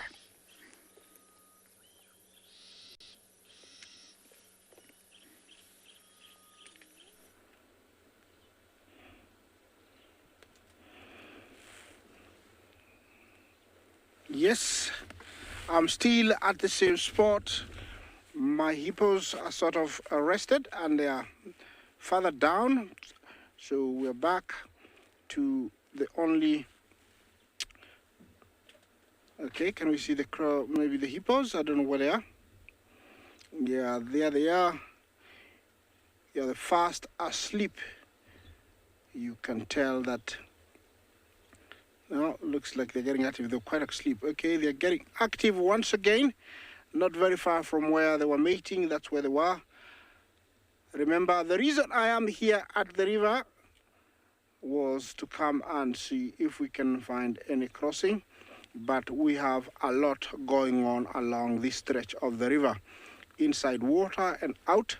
But basically, because I can show you what is happening on the banks, that is one of them. The hippos were mating, and they were very, very separated from everybody else. Looks like they're just about to do it once again. I don't know when. Looks like the female is moving further up, or yeah, she's reversing.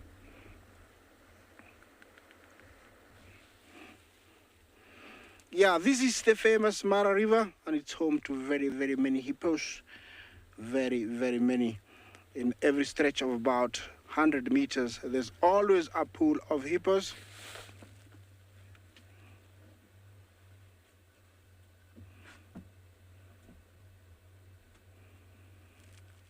Big T, you ask if the male ever drowns the female.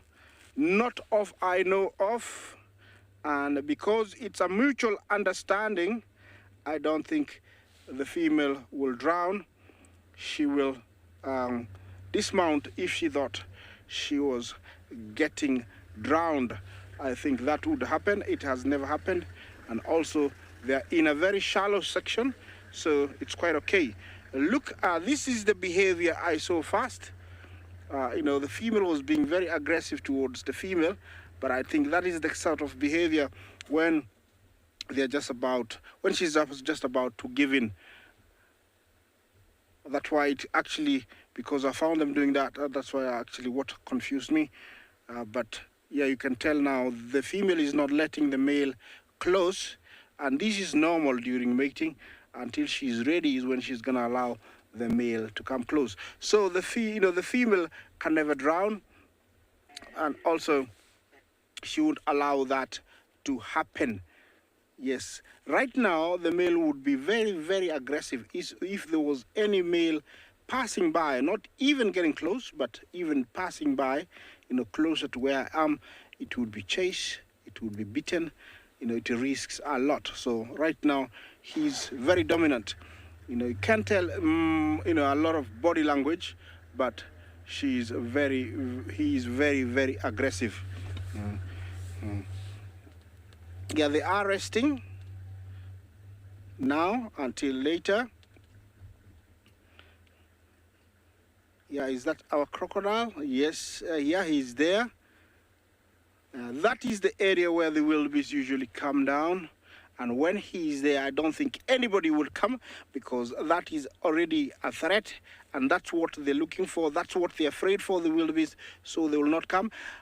It's I'm talking like they're right there, but they're not. But the exciting me to see them come is very high. And I'm thinking today, because it's nice and sunny, we might get them coming down. Maybe now, maybe later on. So I am waiting for them here, hoping to see a line come by.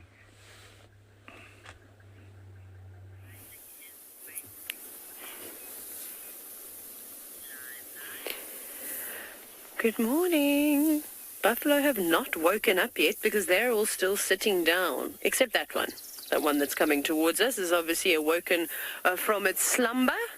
But myself and OD have been up for a very, very long time. My name is Taylor McCurdy, and on camera, like I said, is OD, and we are here on Pridelands Conservancy, which is part of the... It's actually been quite an exciting morning. We started off with roars throughout the entire night, hoping that we were going to find some lions this morning. We had no luck. We searched the perimeter. I'd actually given up, to be honest. And then we went and sat at our favorite dam, and the next minute I heard contact calling. And that got me excited again. So we trailed a male lion that had definitely walked here and walked is walking in the direction of the buffalo, but I'm not sure exactly where he's gone. I think there could be two male lions.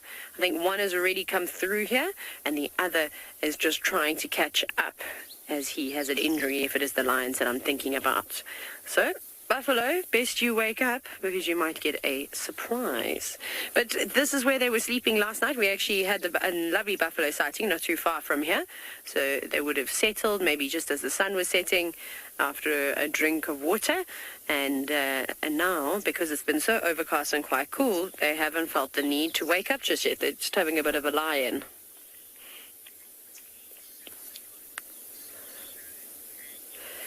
Angie, so with the boss you mentioned, so that's that thick part on the top of the where the horns are, so where its sort of head is. Essentially, so that boss section can develop from a few years old. I think it would depend again on genetics because some buffalo get much bigger horns than others. But I would say I'm taking a gamble here. Probably like 4 or 5 years old, you'll start to see some development. And I think as they get older, sort of 10 years plus, is really when you're going to see that boss sort of really start to form. But you can see looks like he's still quite a young fella. He's got very sharp horns. I think they're going to get much bigger. You only see lots of grooves on the tops of the horns as they start to age. They're very quiet today. Normally the buffalo are up and on the go. They're typically, well, not early risers, but normally as the sun is coming up, they start to get up too. Maybe they've been chased around all night long. Perhaps the other male lion that has already walked in this direction is sitting on a kill somewhere. So we are going to do a bit of investigating. We're also going to do lots of sitting and listening to hear if we can hear any more contact calls. Yeah, till I find out what could be happening there. And I'm just enjoying watching some Maasai ostrich here on the move. And for the first time, I have seen a male and a female together. I've been seeing males separately and females separately. But I'm trying to imagine this could be a pair. And I'm sure you all know when it comes to ostriches, it's very easy to tell them apart, males from females. The female is tagging slowly behind the male. I'm not sure they're in that very fast pace because ostriches normally, when they walk in the savannah or wherever they are, they go feeding at the same time. But either they got something they are going to look for, or they're looking, or they could be having eggs somewhere. I do not know, because it's not normal to see them just moving and moving and not picking an insect or a fruit or flower from the ground. That is the male. The most majestic birds. And they're watching some waterbacks in the front there and a toppy. But they don't seem bothered by their presence. These are species of animals that will not have any issue with each other.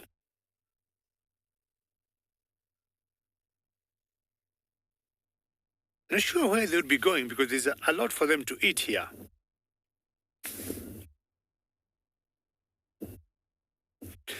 If you look at the ostriches, they do not have any feathers on their legs, and that helps them to cool off. But above all, if you also look at them carefully, even going through the neck, they also got no feathers, and I'm sure you know ostrich do not fly. But my guess is the whole idea for them not having any feathers on their legs is just to help them cool off. When it gets very warm, you sometimes see them spreading their wings out, but in general, their bare skins helps them to cool off. And also the necks and the head all the way, they are all bare. Very fast birds when it comes to defense.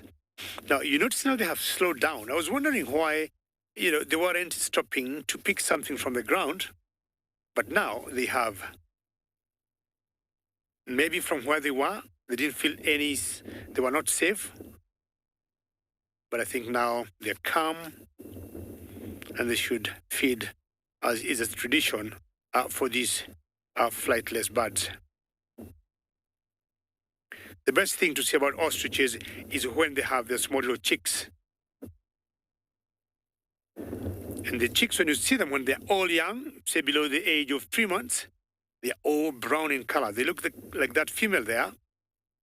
And you cannot tell males from females when they're young. They all look like that female. And as they grow older, when they start to fledge nicely, is when you see the males turning their feathers to black and white, and the females remaining grayish-brown. Remember, we are coming to you live from the Masai Mara, and should you have any questions or comments, please send them through, and you can tweet hashtag CGTNWorld or hashtag WildEarth.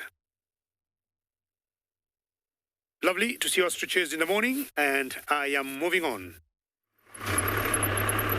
So, alrighty guys, we're just heading around quickly. It seems like it's getting a little warm now. So, Mom has actually gone down. It seems like, oh yes, the cubs are busy suckling. Or nursing for that matter. Look at that. Look at how cute that is. And remember guys, please remember to ask as many questions as you want. And also remember, there's no such thing as a stupid question. So ask away using the hashtag WildEarth to send your questions through on Twitter and so on. And it could be about anything, you know.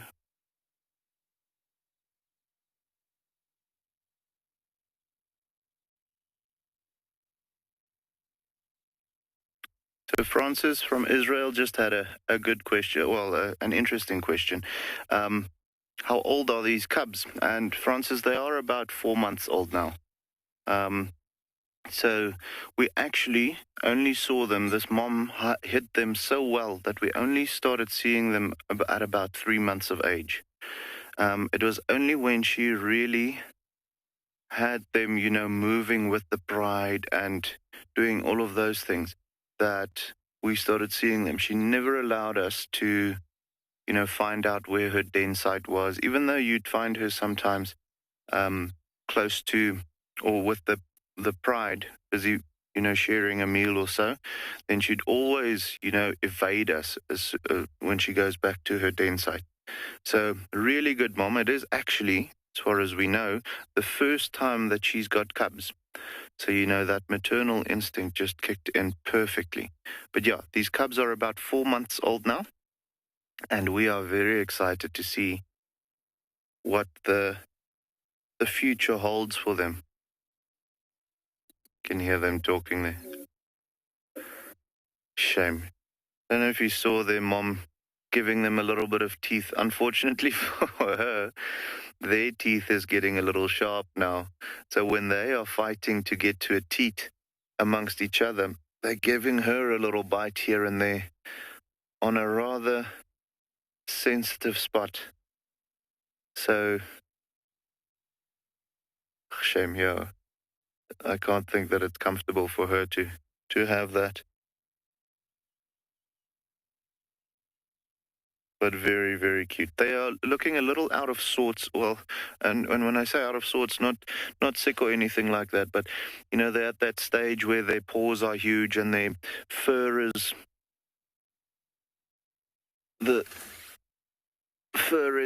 long and all of that. They'll grow into that, guys. They're going to get even cuter. But yeah, just have a look at where we are. Look at that. Look at that view. You know, here at Tswalu Kalahari, we're really blessed with stunning views like this. Imagine a sunset or a sunrise looking over these mountains and looking into these valleys and so on. It's stunning. And, you know, the red sand just makes for epic photography because, you know, you don't really get a backdrop like that anywhere else where it's pure red sand. So it's just what a privilege to be here. and to be able to share it with you guys. You know, it's not often that we get to do that, and it's really nice to have you guys look at it with us.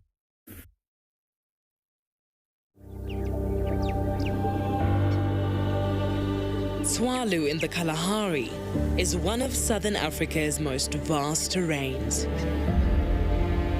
covering an area of over 111,000 hectares. It is a beautiful ancient landscape, distinguished by the Coronaburg Mountains and rolling dunes. Its earthly richness keeps us asking for more. The vast areas of red sand, shrubs, and tall trees are home to an amazing variety of fauna and flora, possessing immense space for African wildlife to wander about.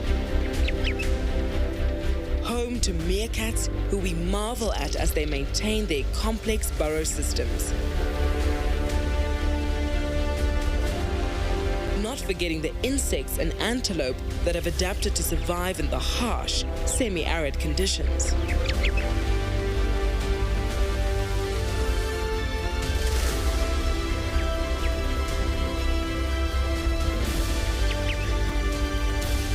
This magical community is a home to all.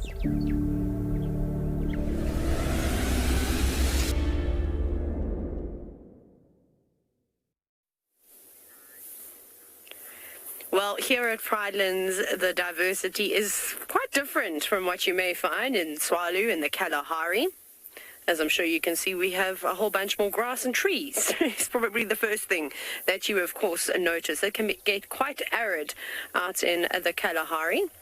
But this sort of area that we're in right now is pretty amazing for the fact that there is so many different types of vegetation that grow around here. So right now we are typically in the savanna biome, so you can see there's some grass species. There's also quite a few different trees scattered all around, and then you go a stone throw away, and I'm so sorry that I can't show you because it's so overcast, but the beautiful Drakensberg Mountains are behind us, but I think the clouds are too thick, and there it's insane. It's like a completely different world, and it's really not far away from here.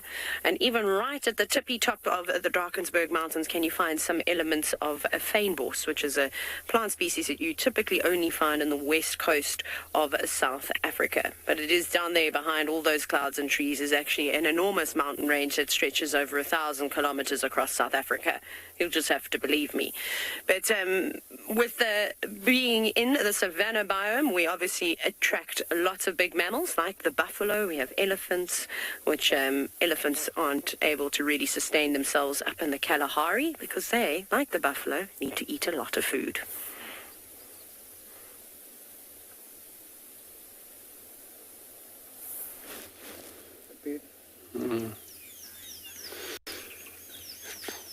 Back in this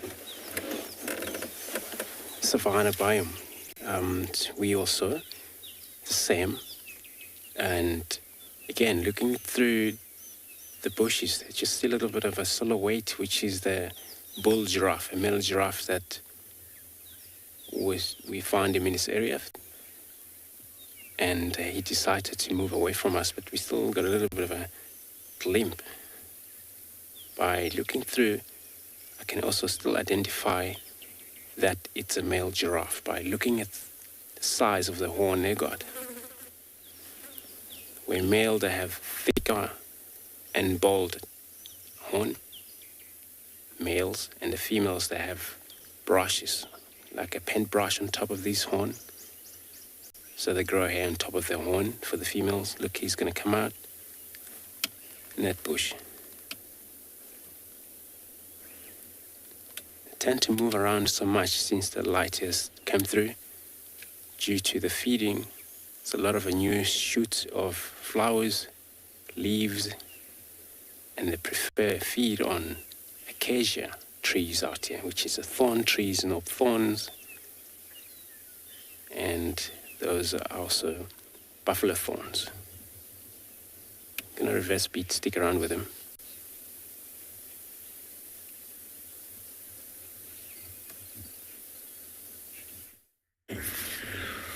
We share so many of these trees here, like the buffalo thorns and the acacias or the vichalias, just like in Djuma, which sometimes these egrets will use to roost.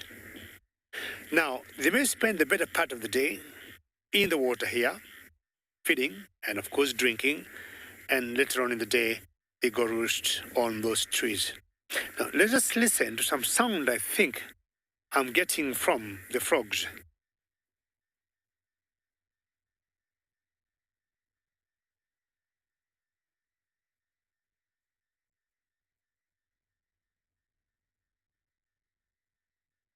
Now, with the rains having come, we have water all over in the Mara. Most of the afternoons, we are getting rains. And for me, the rainy season is my best time to be in the Masai Mara during the drive. The only challenge comes once in a while when we get stuck. But look at the egrets, some that you would expect to be with the buffaloes or with the elephants feeding, but they're in a different area because they know we have so many aquatic insects floating in this water that just are collected after the rains. We have lots of cattle egrets here. We have lots of intermediate egrets here. We have other bigger birds. We have seen some sacred ibis too.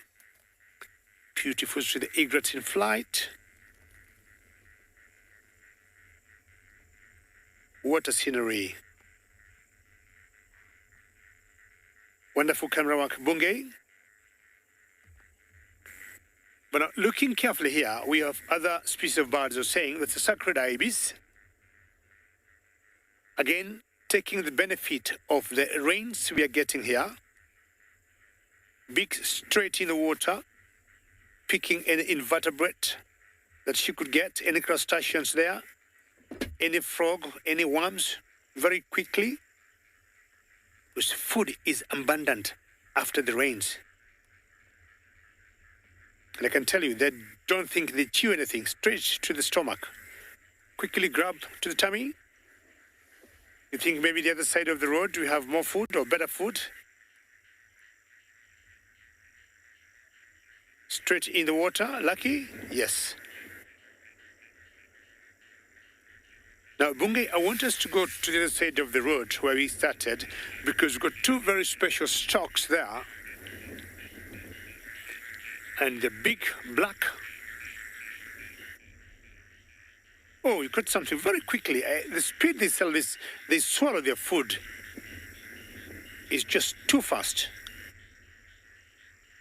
I usually wonder the organisms they swallow, if they what happens in the tummy, if they don't get in the tummy when they're still, alive. Do they move in? Do they give them some discomfort?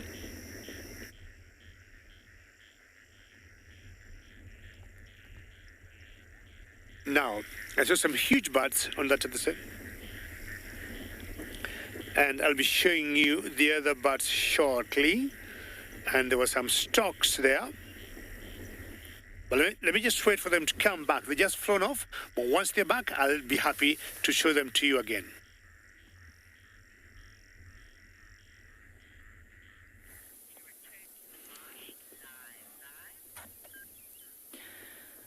So we've decided to leave the pride, or the sleeping lions, in the riverbed, and we continued on.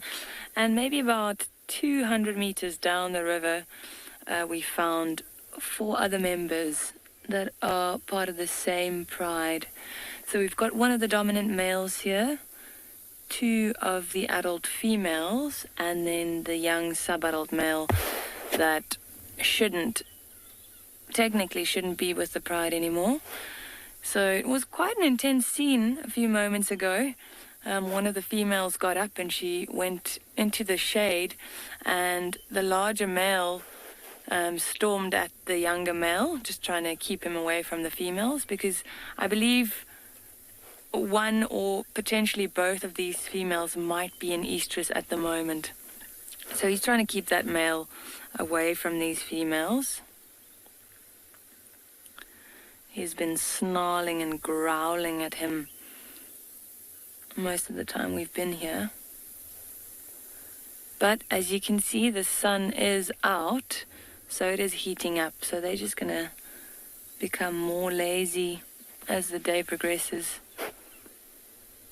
But let's see what happens.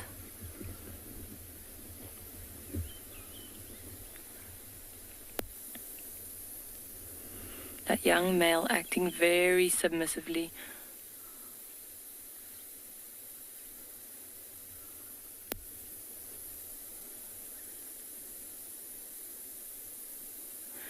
They definitely fed with the rest of the pride. You can see their bellies are also really, really full. They have all gorged themselves.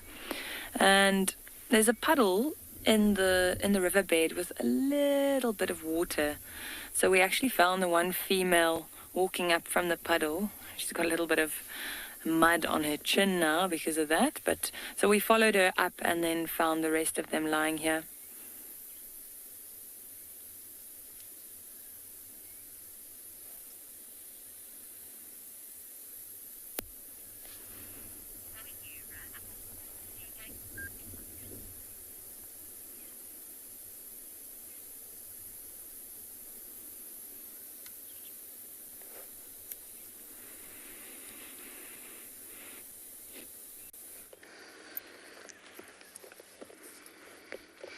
The day is warming up nicely. I can feel the sun now. I think it may be time to remove my jacket. Now, Sutu's at the bottom, definitely Sutu, and Tlalamba's not doing the best job at holding on to this. I am wondering if gravity may take hold and she loses this. It's just the skin and the hooves that's left, I can see. And I just think if she doesn't hold on properly, it's...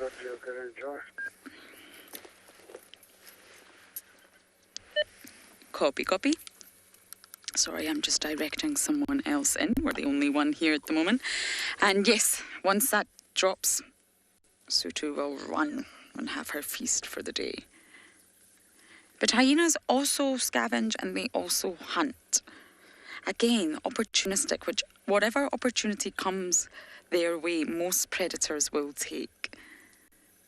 But hunting requires more effort, more energy, it's more exhausting.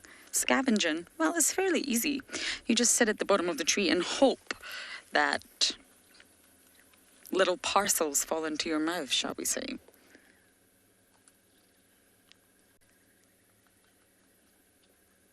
And Tlalamba knows there's a hyena there.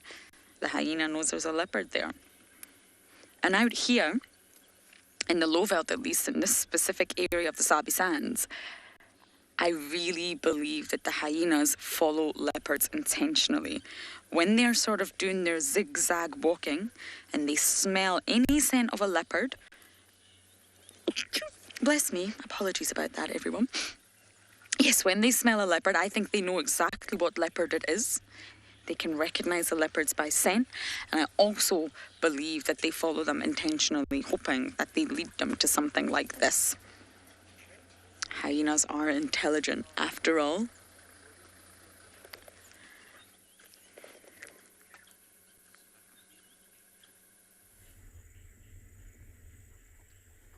Very bright predators are the hyenas, very complex societies. But now we got birds here which I think are equally intelligent, because this sacred ibis, in under 5 minutes, she has swallowed 2 frogs. The first one was easy, but the second one, she struggled either to kill it before she swallowed it. It was in the beak, out of the beak, in the water, back in the beak, back in the water, but finally she won. Now the certain big birds I wanted to show you here that are types of storks that have all been brought by the rains.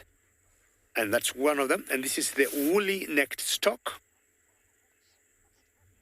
They migrate a lot when we talk of the wildebeest migrating, of the zebras, and going very close to another big stork there, sprinting herself, and that's the yellow-billed stork or the wood stork. But a youngster, you can see, it's not as white, and the beak is not as bright yellow as normally the case. You can hear in the background lots of choruses of frogs. Herons also coming in. What a beautiful place to be, because there's a lot of food.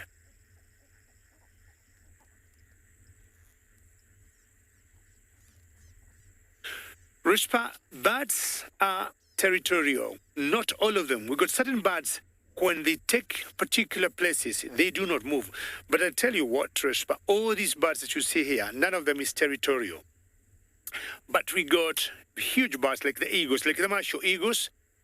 All those are territorial. Many water birds that I know of that are territorial are like the Egyptian geese. Those are classical examples of being territorial. We got lapwings, like the black-crowned lapwings, the spar-winged lapwings, and the blacksmith lapwings. All those are territorial. But these water birds, like all what we have here, they're here or they'll be only where there's food. Apart from that, they're always on the move.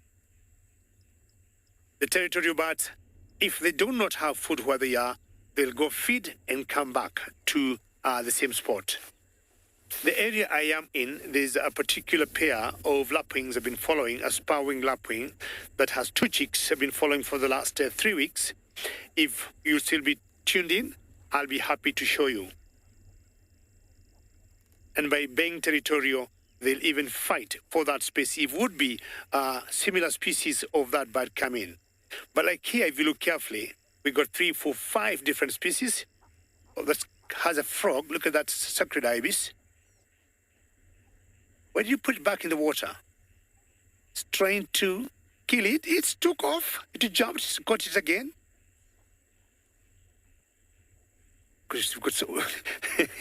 Now, you have to be a bit smart on how to swallow that frog. I think the frog is just too big for her. Unlike small fish or other crustaceans. And definitely the cattle egrets have no chance of hunting bigger prey like the frog. They tend to concentrate on insects only. Oh, she got something too, baby. I could be wrong. That looks like a frog also. A baby frog.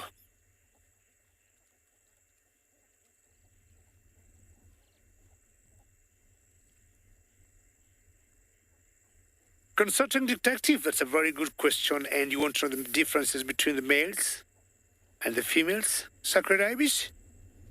Give me a minute. As I show you how they fly, they landed right on the road, I'll be letting you know. But out of experience, it's always rather difficult, for me, to tell them apart. Most water birds are very difficult to tell them apart, males from females. Consulting detective, unlike the ostrich that I was showing you before, the male and the female, some of these water birds give us quite a challenge to tell them apart. But definitely I will be finding out for you. Another one has caught another frog. It's truly petty. These two are fighting for the same prey. The egret's much smaller than the sacred ibis. Sacred ibis is bigger, longer beaks, sharp, strong, I guess. This is true party after party with all these birds here. It's a hammerkop there, not left behind. The brown one you see there. The joy here, there's food for everybody. Why are you fighting? Now, it is interesting when you see different species together and there's now food for everybody. But if it could be one species and a similar species come in, would see a bit of interaction, which would not be very good because they'll be fighting either for the space or for the food. But here I'm counting the hammerkop, 1, sacred ibis 2, the cattle egret 3, the intermediate egret 4, the woolly-necked stock 5, the yellow-billed stock 6, and had seen a black-headed heron 7 and a grey heron. 8, 9, 10 species together, and it's all good and very serene and very peaceful. I wish you could join the party here with these birds and also enjoy what they're eating, but I may have to be moving on.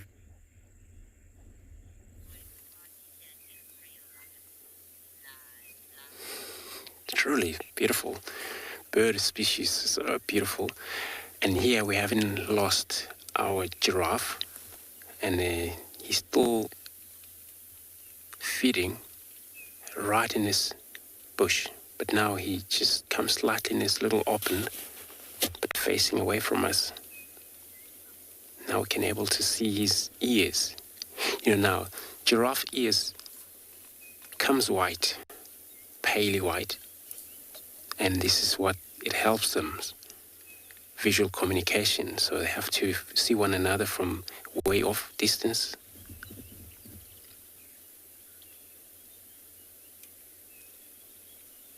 But also, since they had the advantage of a tallest animal and they were able to see far enough, so now it comes a lot easier for them during this season where, the new shoots and trees are also developing, growth taking place, so they don't struggle on wandering around for food. But they will prefer thorn trees.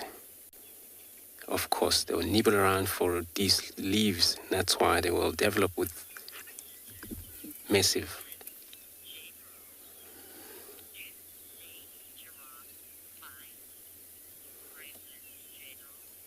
Grammel in general. Do female giraffe fight? If they ever do that, it's not all about territorial. Probably it's about respect that is taking place, or some of a, difficult behavior amongst them. But of course, either just playing fight because they do practice, but that is not for any things like a dominant. When it comes to males, also they do that. This is all about dominant, but they're not territorial animals. So, yeah, they don't really mainly fight like bulls do, but they can, practice or having a good time of each other when they have time to do that. Especially this younger one, they can have kind of like tussle for one another. It looks like now, is it a bird? Was a bird alarm calling? But I think just communication of birds in this area. We're talking about species of birds. There's come so many. Birds, when the suns come out and they're all happy because it's warm, and they can make a lot of a different sound. This is how they communicate.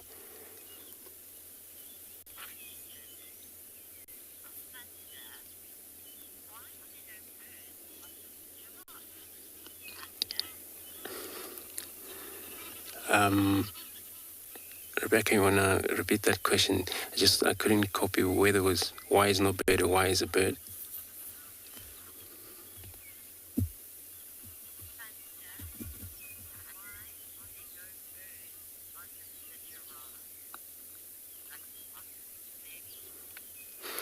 Fhinda, that's a good question. When we first saw this giraffe, was a two bird on him on the neck. And then I took my binoculars because I thought maybe from the distance could be one of the, wound. Usually they have them, a wound when they grow old. Also because of the fight, but then was a two oxpeckers. Of course, sometimes these bird oxpeckers, they stick with the animal because of the benefit, but if they ever stick with that animal for longer, and again, they have to move somewhere else. If there is maybe impala or anything, this is what makes them, change along a lot of times, among these animals within the area. So you find maybe this bird flew to land on another animals around here that we cannot see, or could be another family of this giraffe that they could be around here, you never know. But since we can only see one, you're right, it's not actually common for that. It's always have to have birds on them because these birds help them to clean the parasites, ticks, clean this animal. Some part where this animal cannot reach into because they have long neck, but for them to bend all over, lick themselves, of course, they cannot do that on their necks unless if they're in a group, they'll be able to help one another. So they will leave the giraffe now. It seems to be it just went into the bush.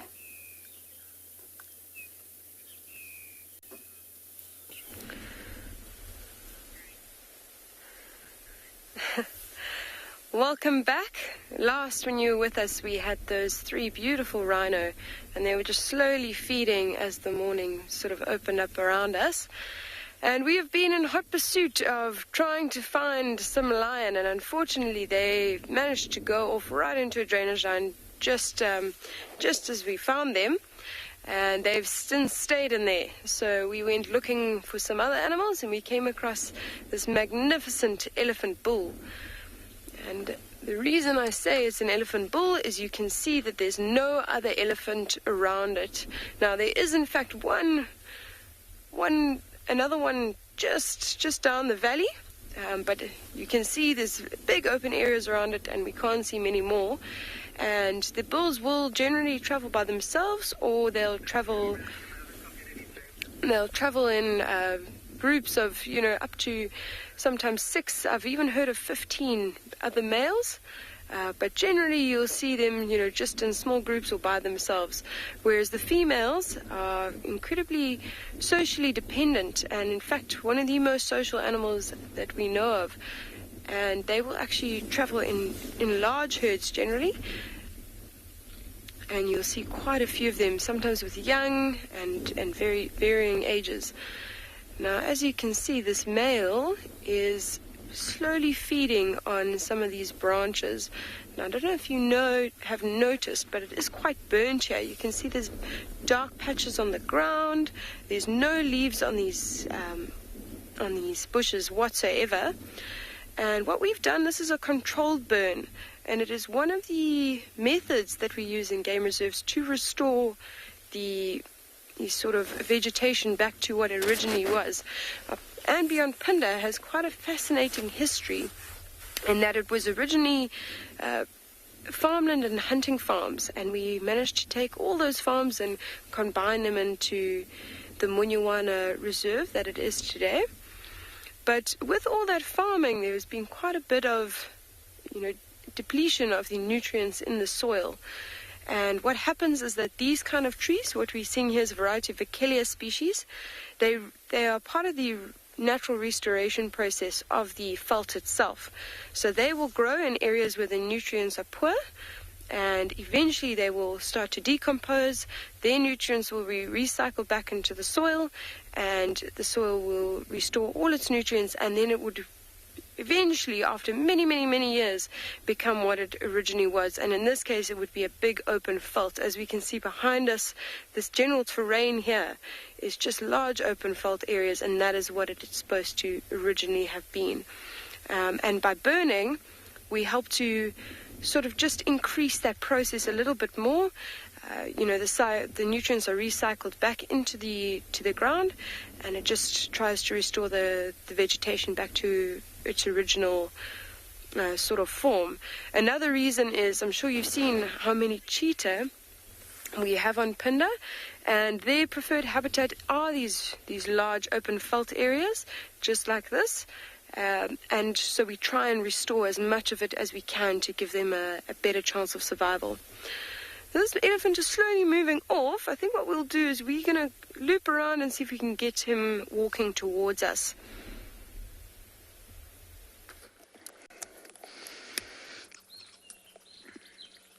My leopard is not moving off.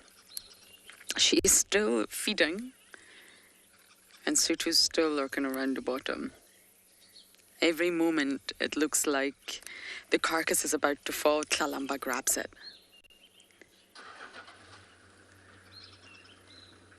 Now, they call leopards' claws retractable claws, but actually they should be called protractable claws because they don't actually retract, essentially.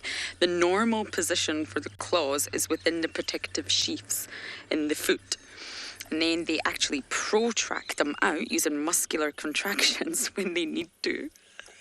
Theo is just loving this squirrel.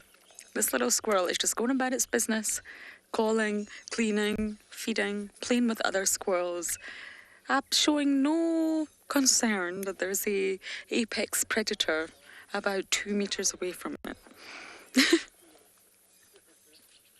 Not worried in the slightest, and leopards will hunt squirrels, absolutely. I've seen Kalamba with a squirrel in her mouth. I have some photos of that, actually. But this squirrel, no concern, just living its life in its tree. We've been trying to get a two-shot photo of the squirrel in Kalamba, and Theo's winning. Now the day is starting to get really hot. It's changed. The sort of overcast conditions have broken. The sun's coming through. So I imagine Kalamba's going to try and finish this now. And she'll find a nice shaded spot to sleep. She may even drop it for Sutu. Who knows? Sutu's definitely hoping that's the case.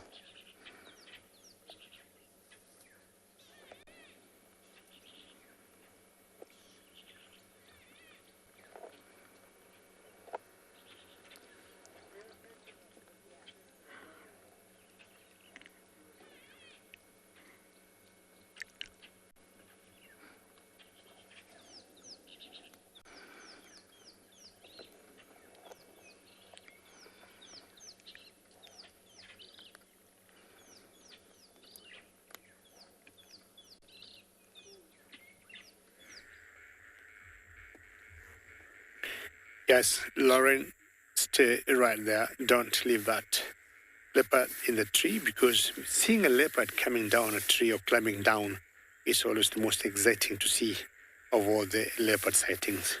Now, I cannot leave these birds. I cannot leave this area because, just watching these storks feeding here gives me lots of joy. Look at their long legs. Again, the yellow-billed storks or the wood storks, as we saw before. But if you look carefully here, you may notice 4 of them look different, all white, and that's the full plumage of adults, fully grown storks, and the other brownish ones, 3 of them, the youngsters, definitely growing up. They haven't matured yet. On a closer look, you'll also notice their beaks got different colors. Now, there's a heron in the background there. See the difference in terms of feeding of that heron, which I guess is the grey heron, and the storks. The herons will always move slowly, patiently, and they watch. Storks will keep disturbing the water using their feet.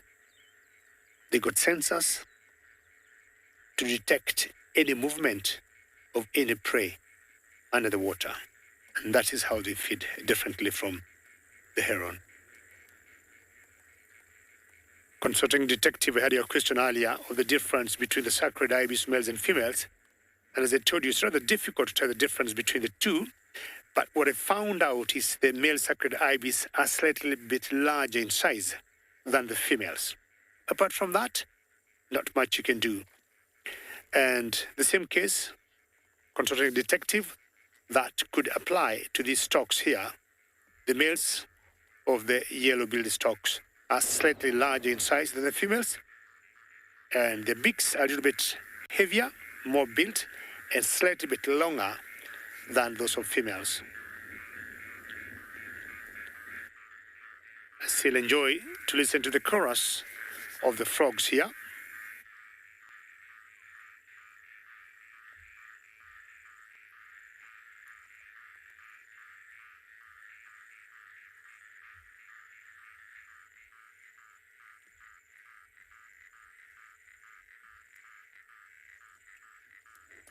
That's great chorus you hear from the frogs.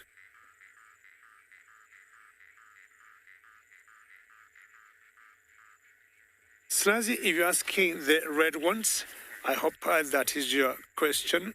Those are fully grown, and if you look at the very base of these yellow-billed storks, 2 of them, to me, with bigger red, bright red in them, that is part of the breeding plumage. You see that one on the screen there? This one is in the breeding plumage. And if you look at the feathers carefully, you'll see there's one bungay. If you go to the one on the right there, there's a bit of tint of red in it, and you might think from a distance it may look like a flamingo. That is the breeding plumage of this yellow-billed stork. We have about 8 different storks here in the Masai Mara. At least today, we have been able to see two. Earlier, you remember we had the woolly-necked stork, and now the yellow-billed stork.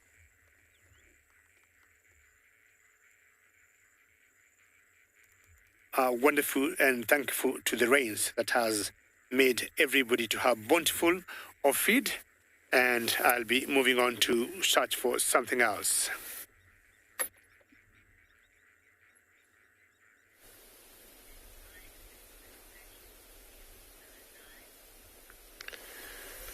How about those beautiful yellow-billed storks going into their breeding plumage? As you can see, we're still with this elephant that we were with a little bit earlier. He's been lovely enough to start facing us now, so we've got a bit more of a frontal view. And if you have a careful look at his tusks, you can see the one quite prominently on this side. But if you have a careful look, you'll actually notice that the one on the other side is missing.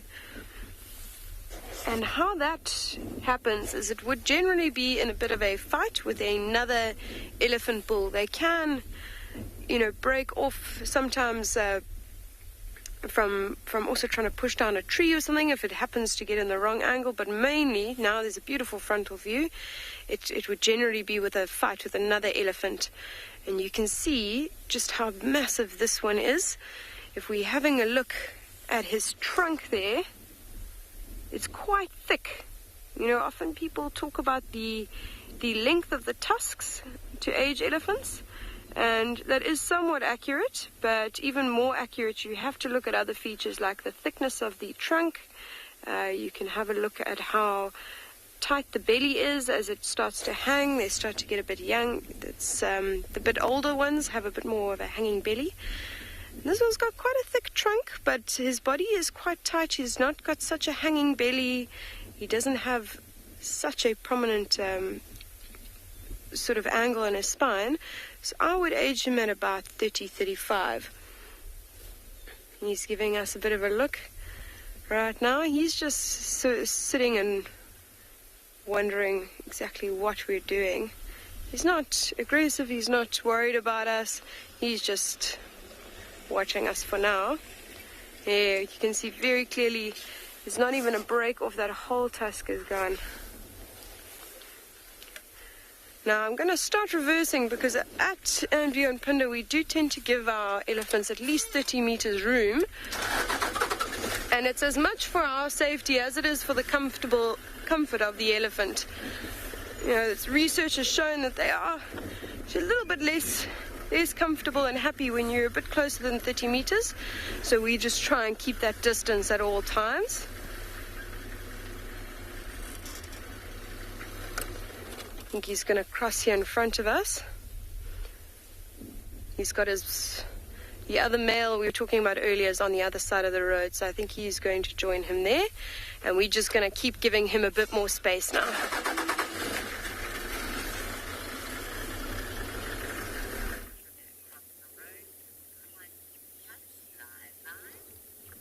What a beautiful monitor lizard that we just find in this dead tree, and looks like it's on the other side of that tree, and looks like it's probably sleeping in one of these holes because they are a day animal, so they won't move at night. But for that monitor lizard to patch like that, they show a little bit of its head, and the rest of the body is on the other side on the eastern side where the sun comes from for warmer.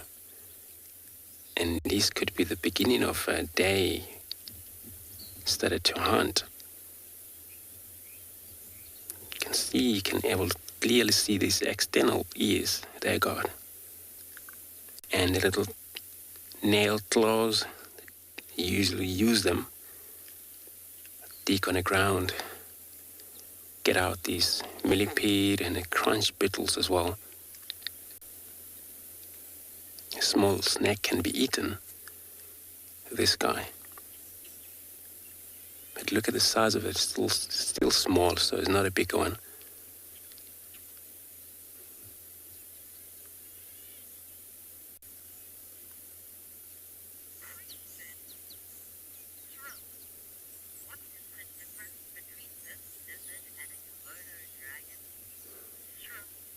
Sure.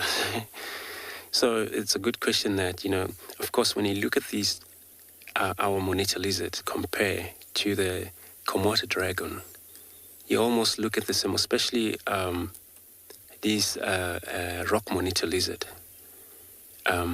You would think of those Komodo dragon, and they are closer there. But, in terms of, the bacteria, those Komodo dragon, they still have very toxic bacteria they got when they bite. Thing die, in a few minutes. Which with this one, you still get a little bit of a pain when you get bitten by them, but not actually highly toxic bacteria. But of course, in terms of how they operate, they can actually, stood up when they want with their 2 feet in the right and just to scan around the area where they hunt. Same to this the Komodo dragon they do.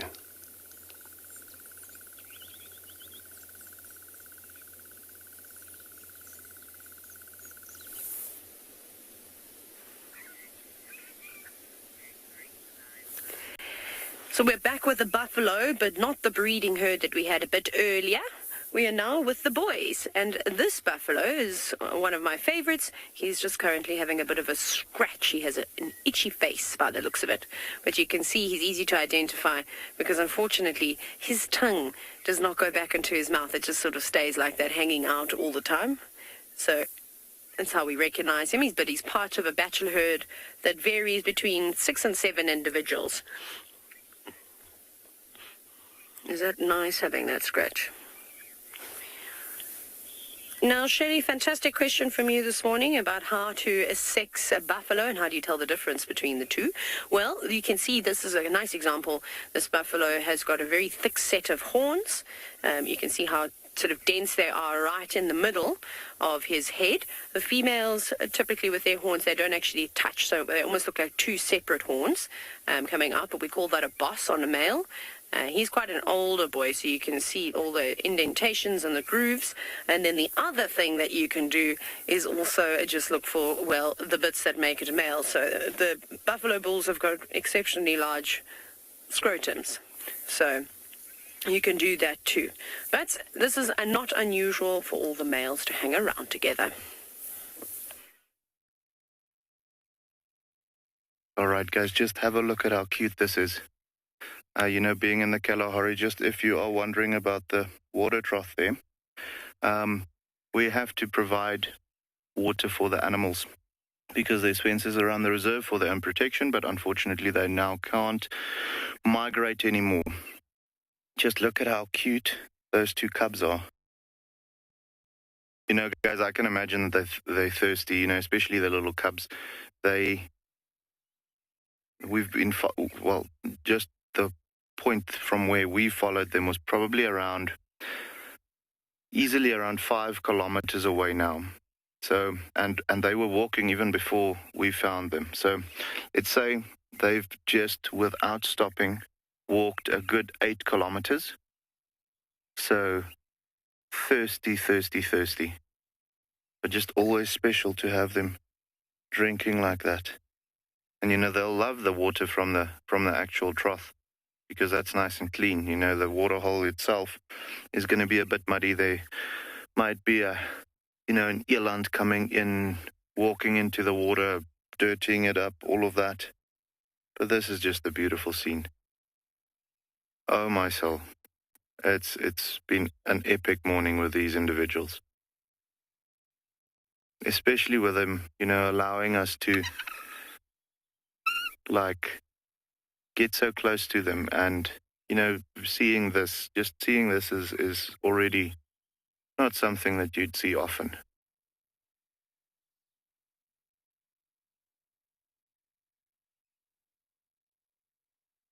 I don't know about you guys, but I definitely love my job. You can see they're at the drinking trough, actually. We'll go there now. The one cub has actually climbed onto the side and is drinking in between mom and one of the other sub-adults. Can just see his head poking through there in the middle. Look at that. Ugh, shame. Yeah, guys, this is special.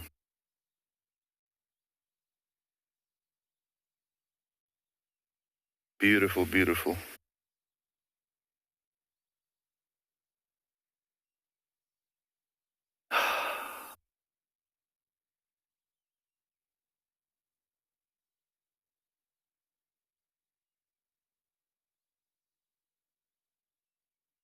Properly thirsty.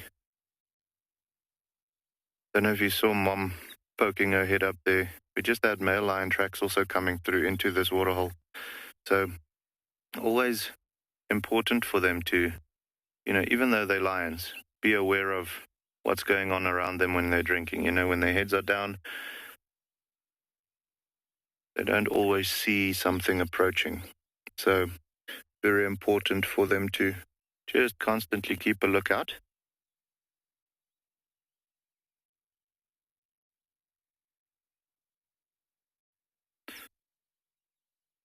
So Yo-Yo just had a question. How much water do they get in with one lick?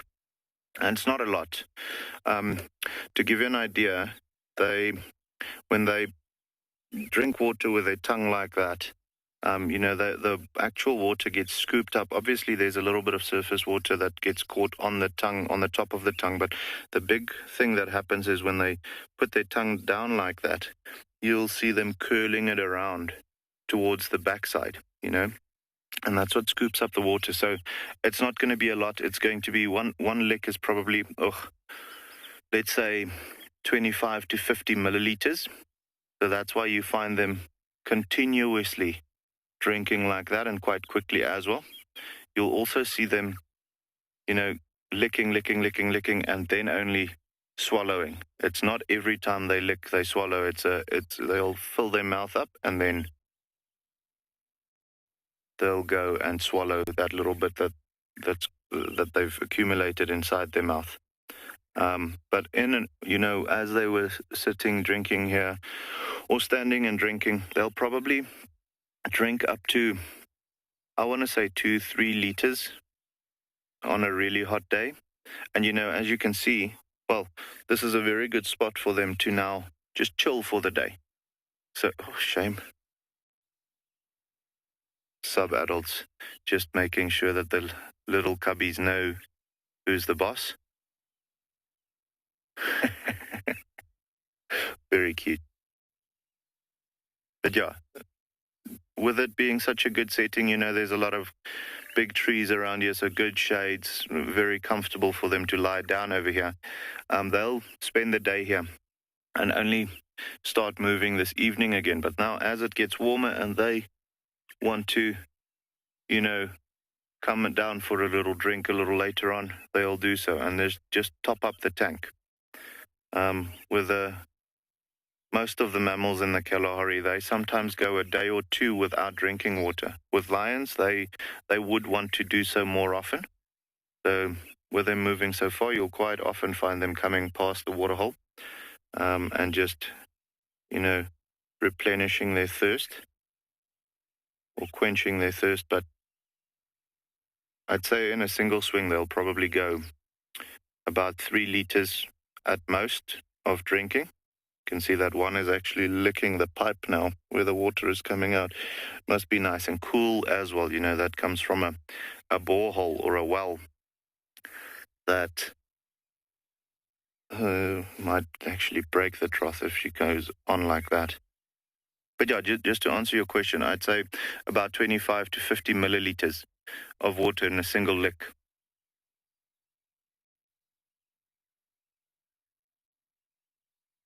You can see the cubbies are getting quite curious now, all of a sudden realizing Mom's not around anymore.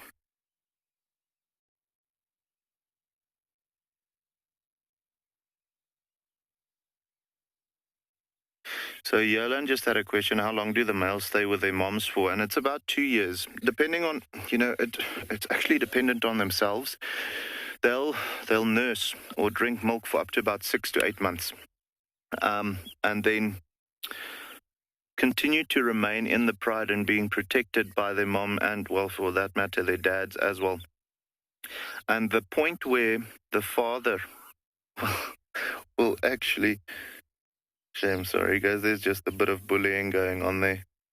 So the point where the cubs will actually get, or the male cubs will actually get pushed out, is when they start showing interest in the females. So when there's a female that is seemingly ready to mate, you'll find that the adult male, when he sees the youngsters, the young male cubs starting to show interest in, like mock mating and, just chasing this female around the whole time with some intent, that's when the male will actually decide, you know what, now it's time for you to leave, because then they start causing direct competition for him. So some males mature a little earlier, some a little later, but I'd say a general rule of thumb is about 2 years when they'll get kicked out.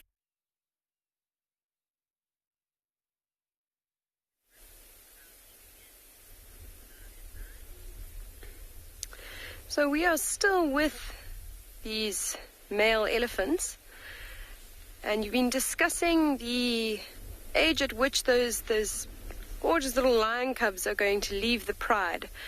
Now, it's a similar story with male elephants. Earlier we were saying how the females will stick in a herd. They are a matriarchal sort of society, so females will stay together for life. But the males, just like these ones, will eventually get pushed out, and it will be just as the age where they start to develop a bit more testosterone, they start to become a bit more cheeky towards the females. So generally around 12 to 14, but it can be as late as 18 years old when they're actually pushed out the herd. So these males, you can see just based on their temperament and the fact that there's no herds anywhere near, are quite a bit older than that. We discussed that this one that we're looking at with no tusk is probably around 35. The one to the left is maybe a bit younger. You can see just based on their size as well. He isn't quite fully grown yet, so maybe he's around 25, a little bit younger. So they've been away from the herd for quite a while now. We've just seen that younger one in front throw a whole lot of dust over his back. Now, that is 2 reasons. The main reason right now is to get rid of parasites. Sometimes they do dig up dirt a little bit more close to the ground, where it's a bit more close to the groundwater, and that's a bit cooler, so it'll help keep them cool. But right now it's a bit more for to try and get rid of parasites, to stop flies coming and landing on them, and to give them a bit of a protection from the sun. You can see now he's stopped doing that and he's slowly feeding again. It's quite incredible when you watch the other animals, because these male elephants,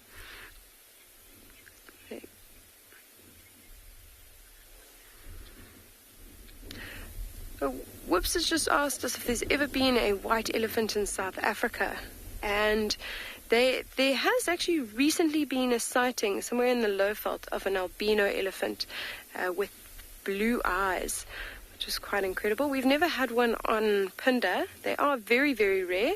It is quite a rare genetic phenomenon to have an albino elephant, but they do occur every now and then in nature. These 2 males have just actually started looking at each other. Sometimes they might just sort of re-establish the dominance between them 2, but I think it's quite clear for these 2 males that the larger one is in fact the more dominant one in this grouping at the moment. You can see actually how comfortable they are around each other by feeding right next to each other. Quite different to those lions that you were seeing earlier, who can sometimes be quite aggressive and growl when they're feeding right next to each other. Elephants have so much food around them. There's such an abundance that there's no need for them to fight over food like this. So they are actually really, really placid with each other. And what's quite amazing is that often an older bull will even teach a younger bull sort of manners and how to portray himself in the wild. It's quite an incredible thing to watch. The younger males might be jostling together or fighting, And the older male will just come and gently tap him on the top of the head, tell him to settle down, and that's how they slowly learn to control their testosterone, to be placid as these ones we're seeing now, very sort of relaxed around each other.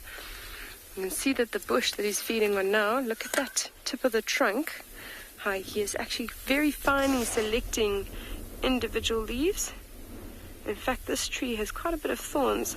So again, amazing, just like the giraffe that you're seeing earlier, how they are adapted to actually not be pricked by those thorns as we, as humans, think we would, it would be very uncomfortable for us. They've got, the tip of the trunk is very much like a human hand. It can actually select individual bits, just like you're seeing now. He's actually just put his trunk right in that gap where his tusk used to be.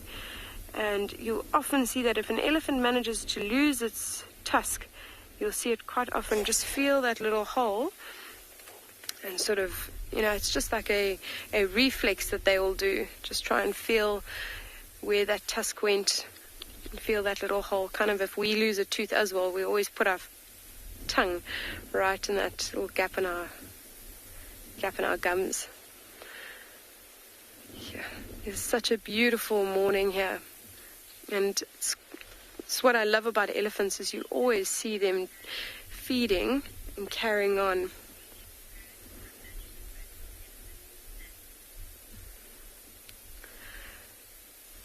With regards to whether it's more common to see a breeding herd or a bachelor herd, it does vary from, the place and what the herd's movements are. I would say you're probably more likely to come across bachelor herds just because there's quite a few males that are in bachelor herds. They'll be quite more spread out, whereas, the herds of females will obviously have quite a lot of elephants in one sort of group. So they'll be confined to one spot, whereas the males will be spread out over a wide area. So I think your chances of actually coming across males are slightly higher. But for finding elephants, it's always maybe a little bit easier to spot a herd because there's just so many of them and they do tend to make quite a bit of noise. It's quite hard to miss the sounds of an approaching herd if you're sitting quietly somewhere. I mean, even now as we're watching these two males, we can hear like a little bit of branches breaking, and they're quite far away from us. So that male there on the right, he just sort of rested for 2 seconds. We had a talk about zebras and how much they sleep yesterday. And it's quite interesting to know that the larger the animal, generally, the less amount of sleep they require. Now, you can see this massive elephant. In fact, a large amount of its body weight is a large intestine. That's why they are so big. They have got the most massive large intestines, and it is a very inefficient digestive system, so they need to continuously feed throughout the day. They need about 200 kilograms of food.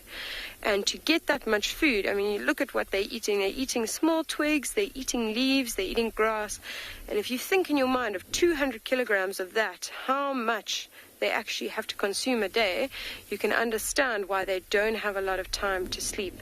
So what they'll do sometimes is every now and then, just as we saw, they rest slightly for even less than a minute. He just props his head ever so gently against a tree or something, closes his eyes for a few seconds and has a tiny little nap, and then carries on feeding. They've got a lovely breeze blowing past them. You can see the grass in front.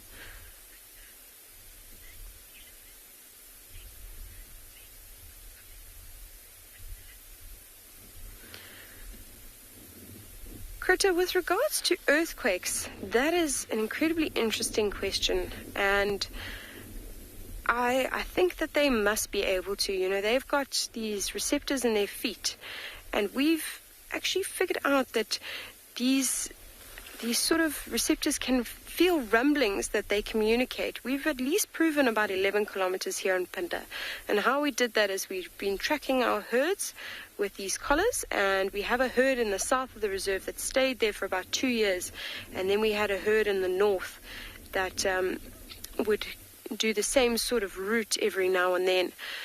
And we opened up a new section, and animals can be quite wary to go into these new sections. And once we dropped the fences, they started to move in there. And as they started to move in there with all this new feeding, fresh leaves, all these trees that hadn't been uprooted, suddenly this herd from the south went straight into that area, and they hadn't been there for about 3 years.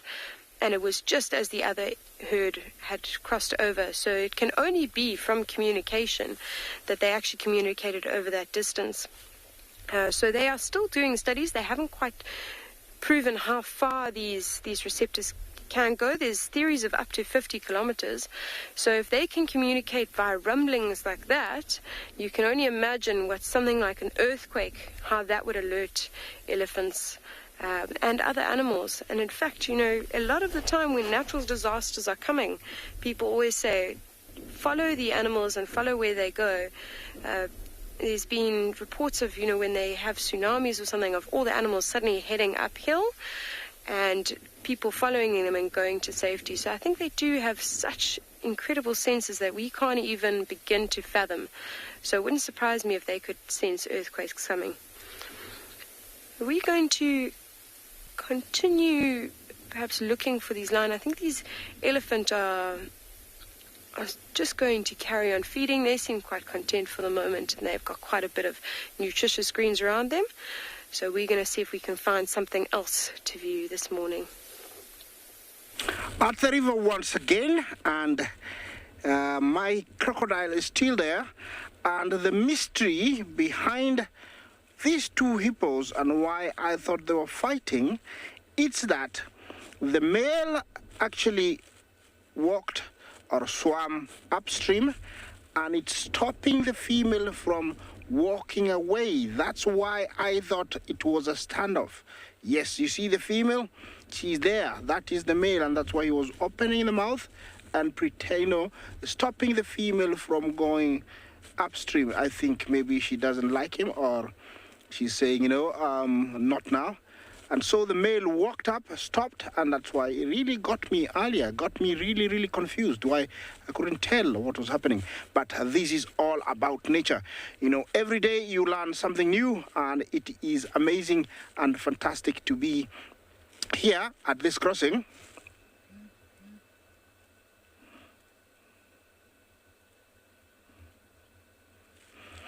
Consulting a detective. Do they give birth in the river? No. They only mate in the river and suckle inside water, river or lake, but they give birth outside. Consultative detective. Yeah, I hope you got your answer now. Yeah, he is not letting that female go beyond where he is. And it is understandable, and I understand why it really got me. I thought it was a standoff, but he doesn't want to let go of her. The river is still flowing, as you can see, thousands and thousands of liters heading downstream to Lake Victoria. I'm enjoying the view, the sounds of the water.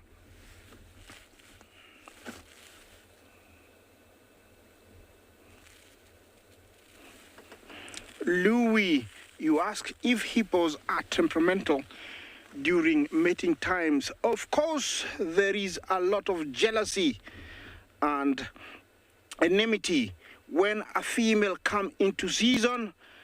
Males don't like each other at all, and in this case you can tell he has secluded this female in this corner of the river where there's nobody else. And I'm sure to win this battle, he must have fought a fight to chase away everybody else to be able to be with the female. And so they do get very aggressive towards each other during mating times. Yeah, usually you'd see more, but you can tell they're all by themselves. They belong from a pod. A pod is a collective noun for, a group of hippos. And he has sent her here where she can enjoy, the honeymoon all by themselves. Yeah, remember, this is live. It's coming from Masai Mara, and this is the beautiful Mara River, the river that, takes a lot of lives. When I mean that, I mean lives as in wildebeest.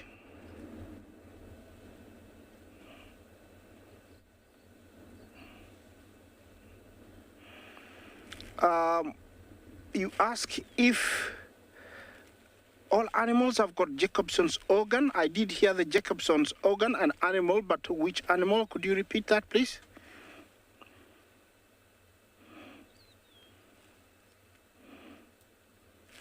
Definitely they do, because, there's no other way to find out if a mate is coming into season apart from using the Jacobson's organ, which will help the brain detect and make sure that, a female has come into season. Yes, look at that guy, he's not letting that female, go past there, and that's why I thought it was a standoff between two males. Yeah, it's amazing, that is a new behavior for me that I've seen today. Yeah, the sun is coming out, it's warming up, it's beautiful, the wind is blowing, the smell is so clean and fresh. It's a bit hazy when I look up away towards Olololo, Syria, but that's our view. Look at that.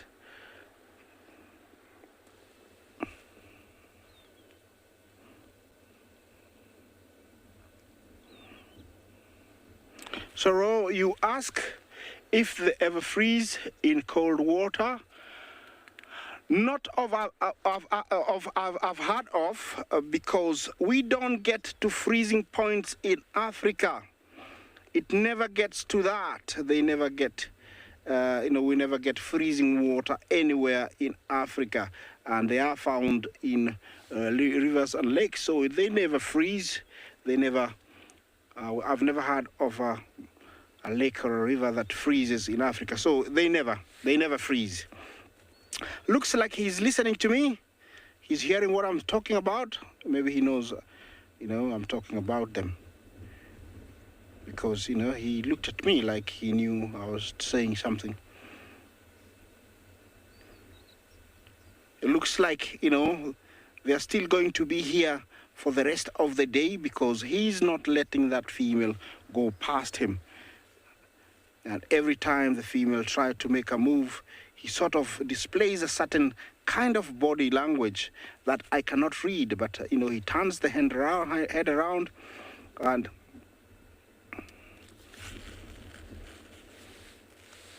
yeah, so actually looks like he's not letting go. I'm gonna be changing and moving on to see if I can find something else further up, so I will see you down the road.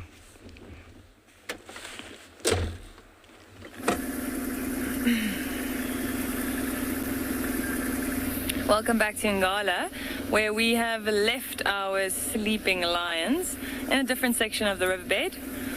We decided to continue to see if we could find any signs of a leopard. So we actually did find tracks on the road that runs parallel to the riverbed, and we just crossed back in. So it looked like it was a mother and cub, and they headed in this direction. That's why we decided to loop back, just to see if we can find any signs of them down here. So this is the perfect area for a leopard. I mean, it's nice and dense. The vegetation is really, really thick, and that's what they like. You can also see all along the riverbed there are quite large trees. So if she does manage to catch something, or if she did catch something in the early mornings or maybe last night, she would have hoisted it in one of these trees. So that's what we're looking for at the moment. Seeing if we can find a carcass in a tree, maybe tracks crossing the road, maybe some monkeys alarming, or baboons alarming, and impalas alarming. But no sign yet, not down here at least.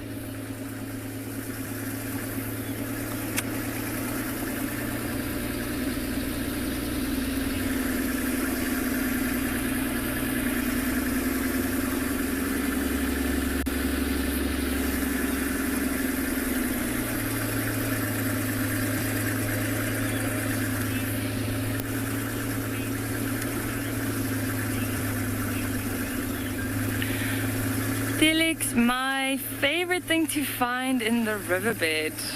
Sure.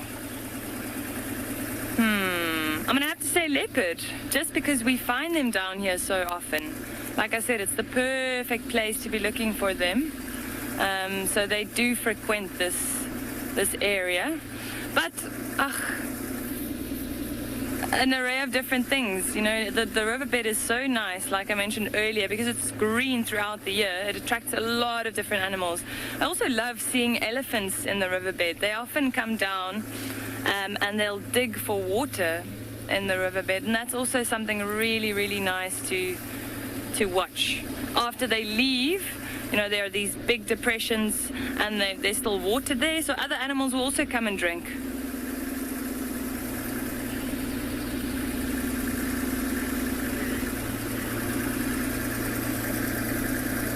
Jonathan, what kind of sand is this? River sand. Look at the vultures flying over us here. Let me just stop. Oh, these are hooded vultures that just flew over us. And these vultures are normally quite sharp, so when there's a carcass around, if you see hooded vultures, sometimes we'll see the big, the white-backed vultures, but if you see hooded vultures sitting with them, you know there is something there. There were 4 of them just circling around.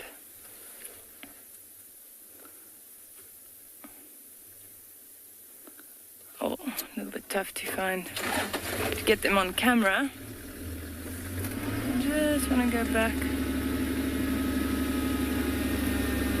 Yeah, so these vultures, they also nest along the riverbed. So we've got a lot of vulture nests along here. Did a census about a year and a half ago or so, and we counted 67 nests along this stretch of the Timbavati River, just on Ngala.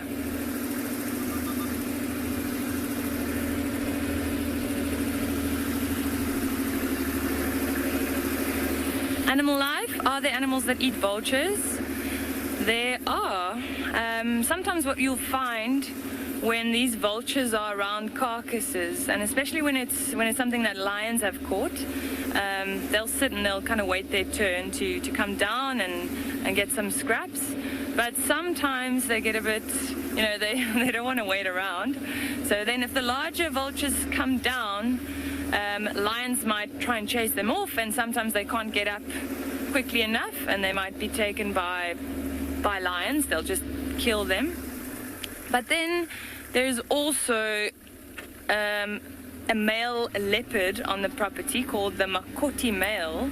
Makoti means vulture, and he actually has the, I'm going to say, nasty habit of climbing up into the trees and then ambushing the vultures when they're on their nests, which isn't a great thing because most of these vultures in this area, they're endangered.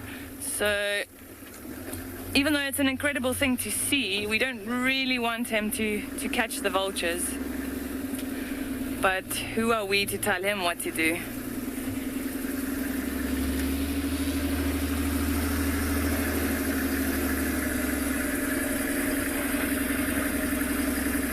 Right, we're going to continue along the river and see if we can find any signs of this female and the youngster.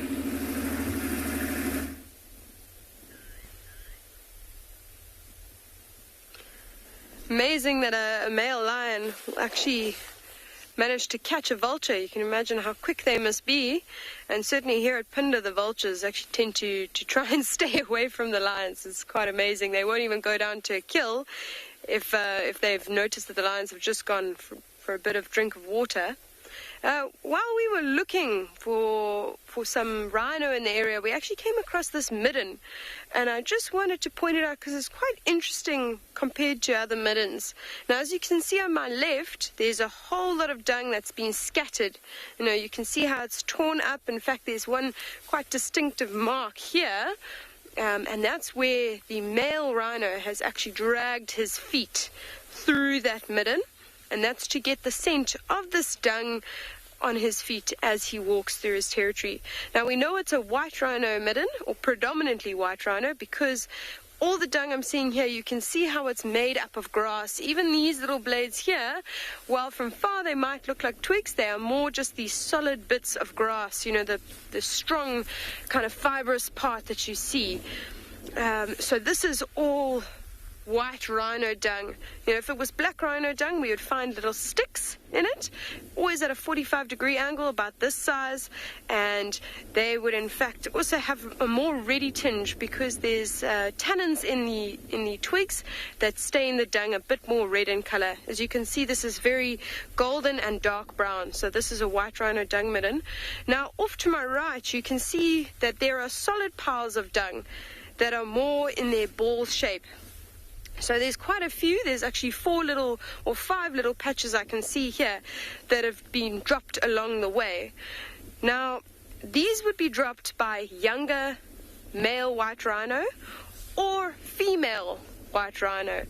So when they drop their dung, they keep it in these balls, and they show that because they don't want the scent of their dung to actually be carried by their footsteps. You know, the younger white rhino, they don't want to challenge a male for his territory. They're not big enough to challenge him yet. And so this is a sign of submission to them, showing that male, that territorial male in the area, they're here just to feed and drink. They're not trying to take over his territory. And the females don't want to be bothered too much by the males. They are also not territorial, so they don't want their scent carried throughout their home range.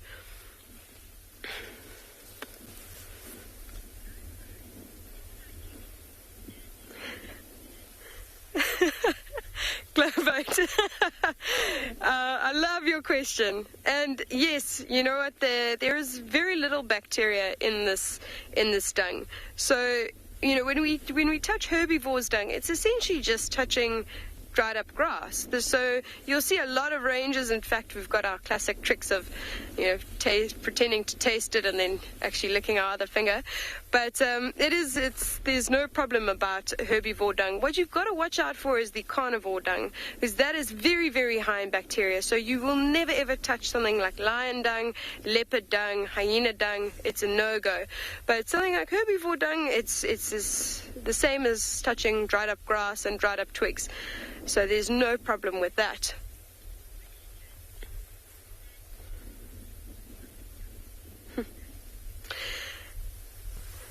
Snazzy, with the dung beetles, unfortunately not at the moment. They come around in summer, and in fact, if the dung beetles were around, you would see so many of them, even though, well, none of this dung is actually too fresh, so maybe not too many here, but they haven't quite come back yet. At the moment, we rely more on ants and termites to dispose of this dung. They will also break down things like this and recycle it back into the ground. You know, when we come into December, January time, we're going to see a lot more of our dung beetles and a lot more of that activity. And that is always one of my favorite things, except there's always the danger of driving around and getting hit in the head by one of those little dung beetles flying around. So that's something to watch out for then. As this dung isn't too fresh, like I said, I don't think it's a sign of any rhinos in the area, but I think what we'll do is we'll head off in that direction, right out into the plains, and see what we can find there. This is the ideal habitat for cheetahs, so that is what we're keeping a lookout for right now, sort of at this time of the day. Guys, just always interesting to see how the animals communicate, you know, with that rhino midden that you just saw now. I always like to think of it as like a Facebook inbox messaging system where they communicate with one another. But just an update on these lions, as you can see, they are now relaxing and, you know, settling in for the morning. I think they're going to spend probably the whole day here by the waterhole. And so you get the 2 females just there under the tree, and then just off to the left-hand side, we can't see them now, but there's one, or the 3 cubs are there playing with one of the sub-adults just in the shade. But yeah, they're going to spend most of the afternoon over here, and it's just been so great to be able to spend time with these guys this morning. I mean, I almost want to go shake their hands and say thank you. It was just a privilege. And also a privilege to share it with you guys. You can see lazy, lazy, lazy now. You know that feeling when your head starts bobbing like that, falling asleep. And yeah, guys, I mean, there's a lot of resting involved when it comes to lions. Not necessarily sleeping, but resting. They are inactive for about 20 hours a day. Now, when I say inactive, they might look like this. They might be flat cats. They might even just be sitting, doing nothing, eyes open, just, taking in the beauty of the Kalahari. But they have to do that, For a buffalo or something like that, there's always grass in front of them, so they can always just eat when they want to. Lions, not so much. They have to save energy as much as they can wherever they can. So with that being the case, you find them looking like this quite often, which is why I'm saying it was such a, a beautiful sighting this morning, such a privilege to have seen them moving like that.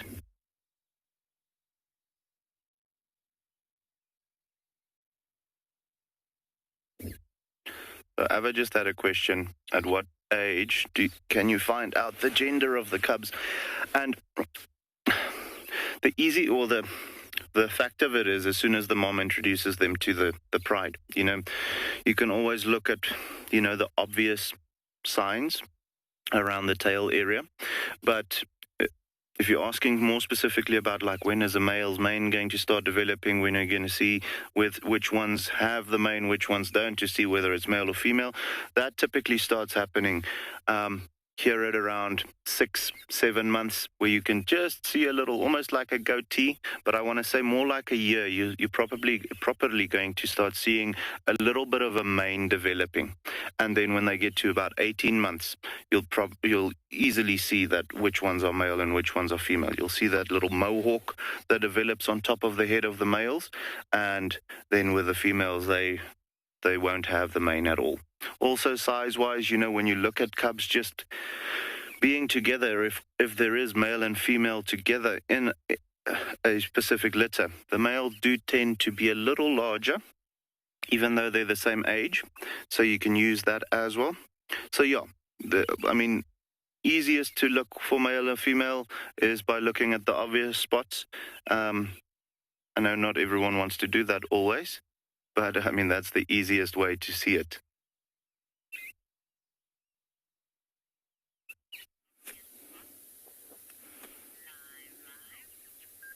Welcome back. So I just wanted to quickly come back to the question about the sand that we were driving on here.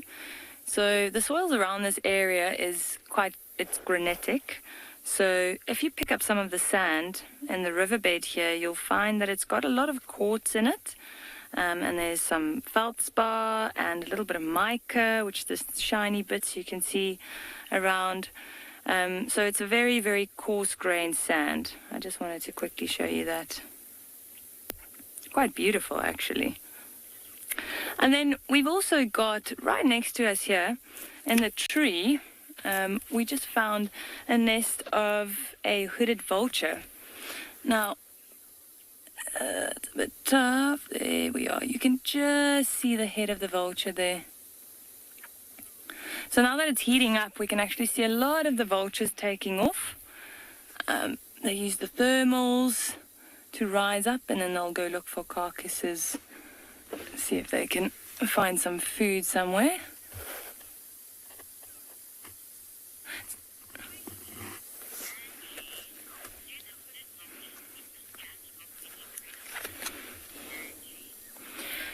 Angie, that is absolutely correct. Hooded vultures do that, and it's quite disgusting, actually. And especially when you're around lions, you'll find a lot of scattered around the area where they've made a kill. And because these vultures are quite small, that it's the smallest vulture we find in this area, they're quite light as well. So it's much easier for them to fly up. So if one of the lions had to chase them, there's a good chance that they'd be able to get away. But you often find these vultures, even when the lions are still around, on the ground, and they will feed on the scat of the lion. which is, like I said, quite gross.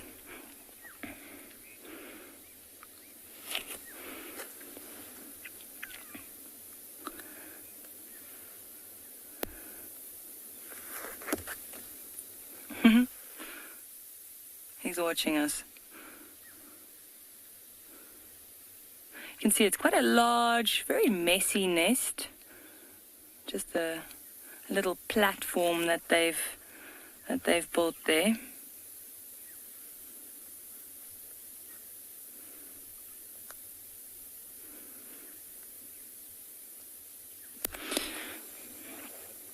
And around this area we can see 5 different kinds of vultures, and like I said, all of them unfortunately endangered.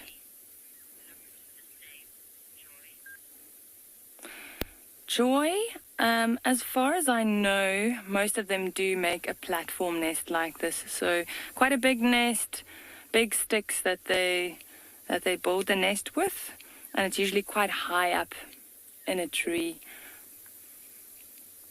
These vultures have, this one not as big as the bigger vultures, but they've got quite a big wingspan. So, you know, a lot of the times you also see them, and that's why it is right at the top of the tree.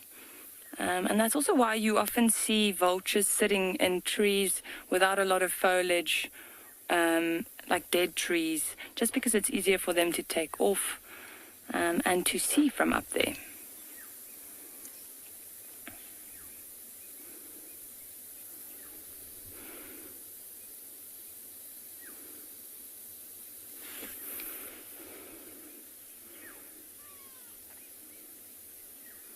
He's just scanning around.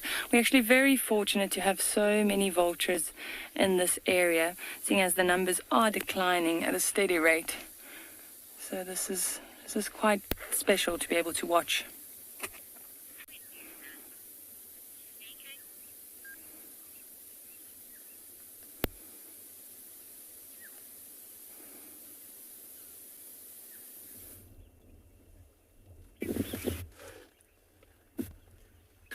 I decided to come to the river and watch the hippos and the crocs.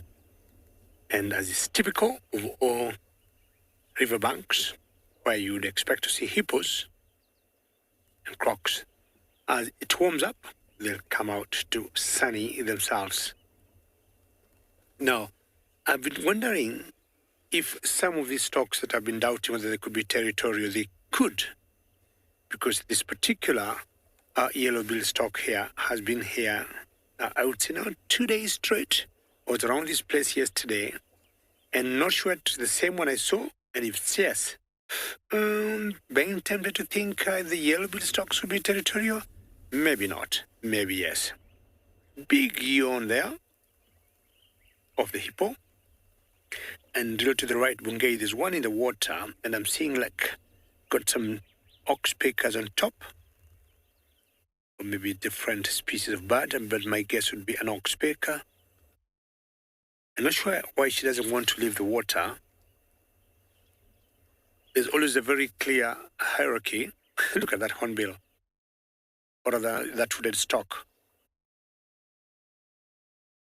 She's just moving her neck from left to right, like scratching herself, or like her neck vertebrae had an issue. I'll be trying to find out, if this yellow-billed stock could be having a territory here, because I've seen her now, I think, 3 days in a row. I was talking of hippos having a very clear hierarchy, because sometimes when you see them resting out of the water like that, you might see them in 2 different groups. The bulls will tend to be on their own, and sometimes the females with the youngsters on one side, and not mixing. It's very difficult to tell from here, and especially when they're outside the water. But in general, males are slightly bit larger in size than the females. That one has moved a little bit closer to the main group. She doesn't have to have her feet in the water.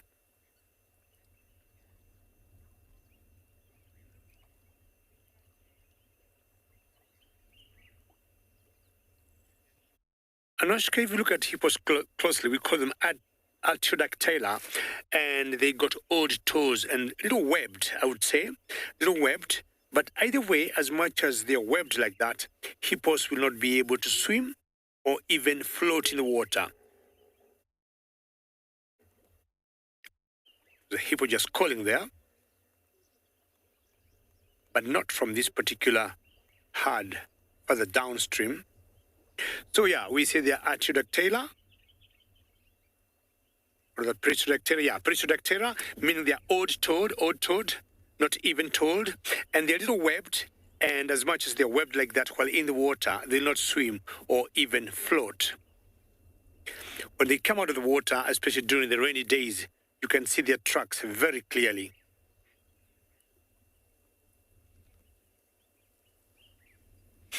The main reason for me to come here today was to chance if I might get any herds of zebras or wildebeest crossing the river from this point.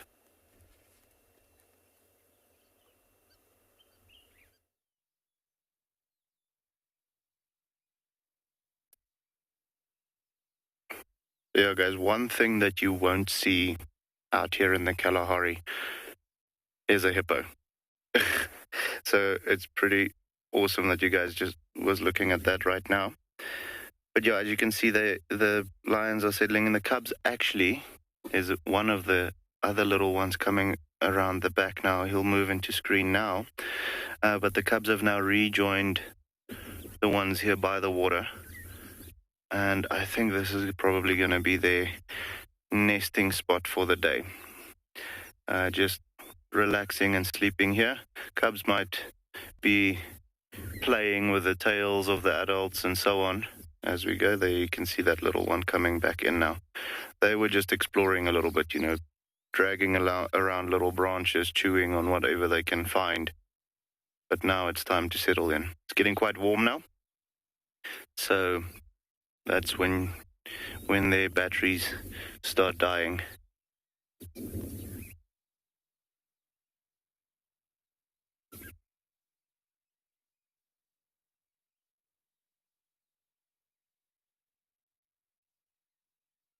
So very good question just came through. C. Pantral just asked, does development at birth have a direct correlation to the length of the gestation period? And yes, absolutely. That is why you find with lions having a shorter gestation period, only 110 days, so just over maybe 3.5 months. Lots of little cubs coming in, but very underdeveloped. Eyes closed, they can't move, you know, born almost, well, very much like we are born. Whereas if you look at something like, let's go with an impala, or you guys have been looking at the blue wildebeest up in the Mara, those guys probably have the best developed baby out of mammals on land. I mean, guys, those ones, they've got much longer gestation periods, 8-9 months for certain of the individuals, elephant 22 months. And for like a blue wildebeest in particular, the shortest that I've heard that they've recorded a baby blue wildebeest after being born, being able to keep up with his mom, you know, in a trot, was 12 to 14 minutes after birth.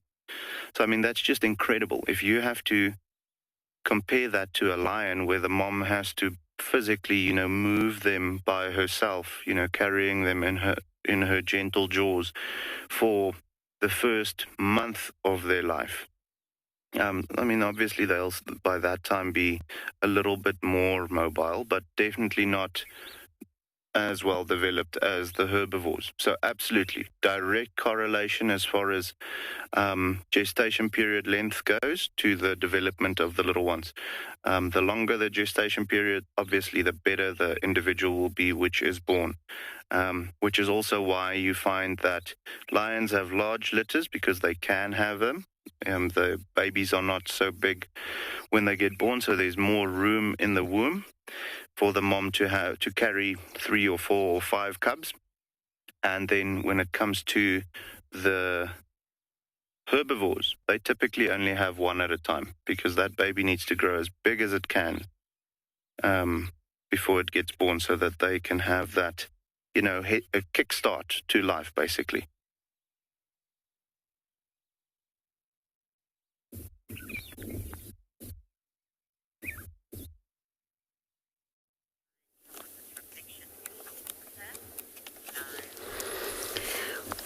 Beautiful, you know. It's going to be very nice, you know, looking at the lions. But the bird of, not a bird of prey, but, you know, looking at bird in general. Now what we got here, we got it's called go away bird, sitting in that acacia tree. It's pretty shade enough for them to begin their day with. They already begin their day, I think. I'll search around for, and if one of these trees are now flowering, and they will go after these flowers and anything they come across. Flowers, sometimes they mainly feed by many of the flies and some other little beetles. But these are mainly known as a fruit eater bird. So, go away bird, it's the name of, used to call grey lory, can call them terraco bird. They're a lot grey. Really, you can look at that, you know, very well camouflaged. And this is how, I guess, they survive from getting hunted by hawks or anything that fly from their air. A good place for them to perch for a couple of minutes, rest, and they will carry on with their search for food again. They can be very noisy birds sometimes. And in the older days, this is where the old hunters, they would know if there's a danger around the area, because these birds used to give alarm call for them to be aware of danger around.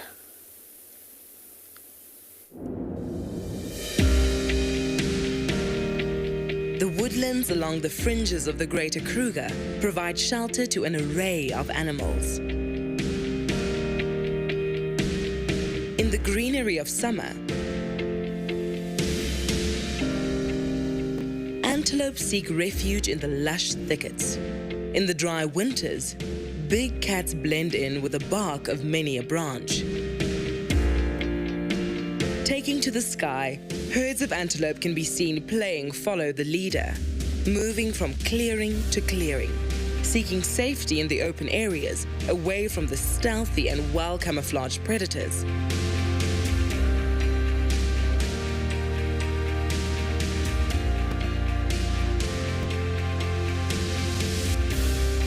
Pockets of water are positioned throughout, often oases of peace.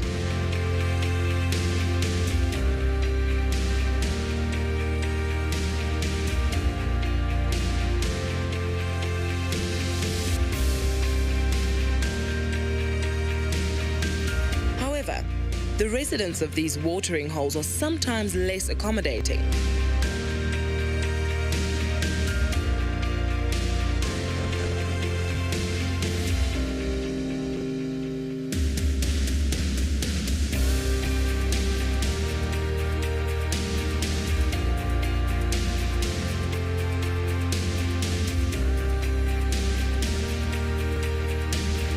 From the air, the trails and trials of this often secluded area are clearer.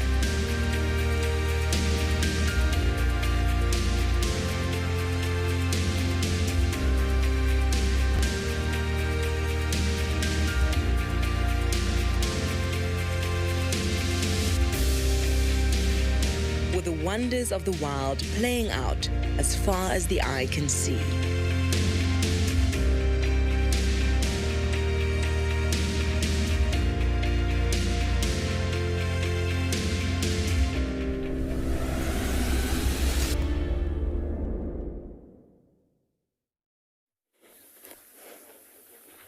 All right. Welcome back. So we are still in the riverbed, and we've actually found more leopard tracks. So we think this is the same leopard, the tracks that we found on the road that runs parallel to the river, but this is where she came from. So she came from the other bank, crossed the river here, walked along the road, and she might potentially still be somewhere on the bank here, but we'll have to go back and just investigate again. I just want to quickly show you, I don't know how well you can see it on screen at the moment, but it's quite a small track compared to something like a lion. And then also there are 3 lobes in the back here. 3 lobes like that, and then 1, 2, 3, 4 toes. And she's heading in that direction. Can't really see the tracks of the youngster here, but it is also quite difficult in the sand, especially because it is such a coarse sand. Track splays a lot, and it is quite a difficult area to age a track. But the tracks on the road were quite fresh, and it's in the same space.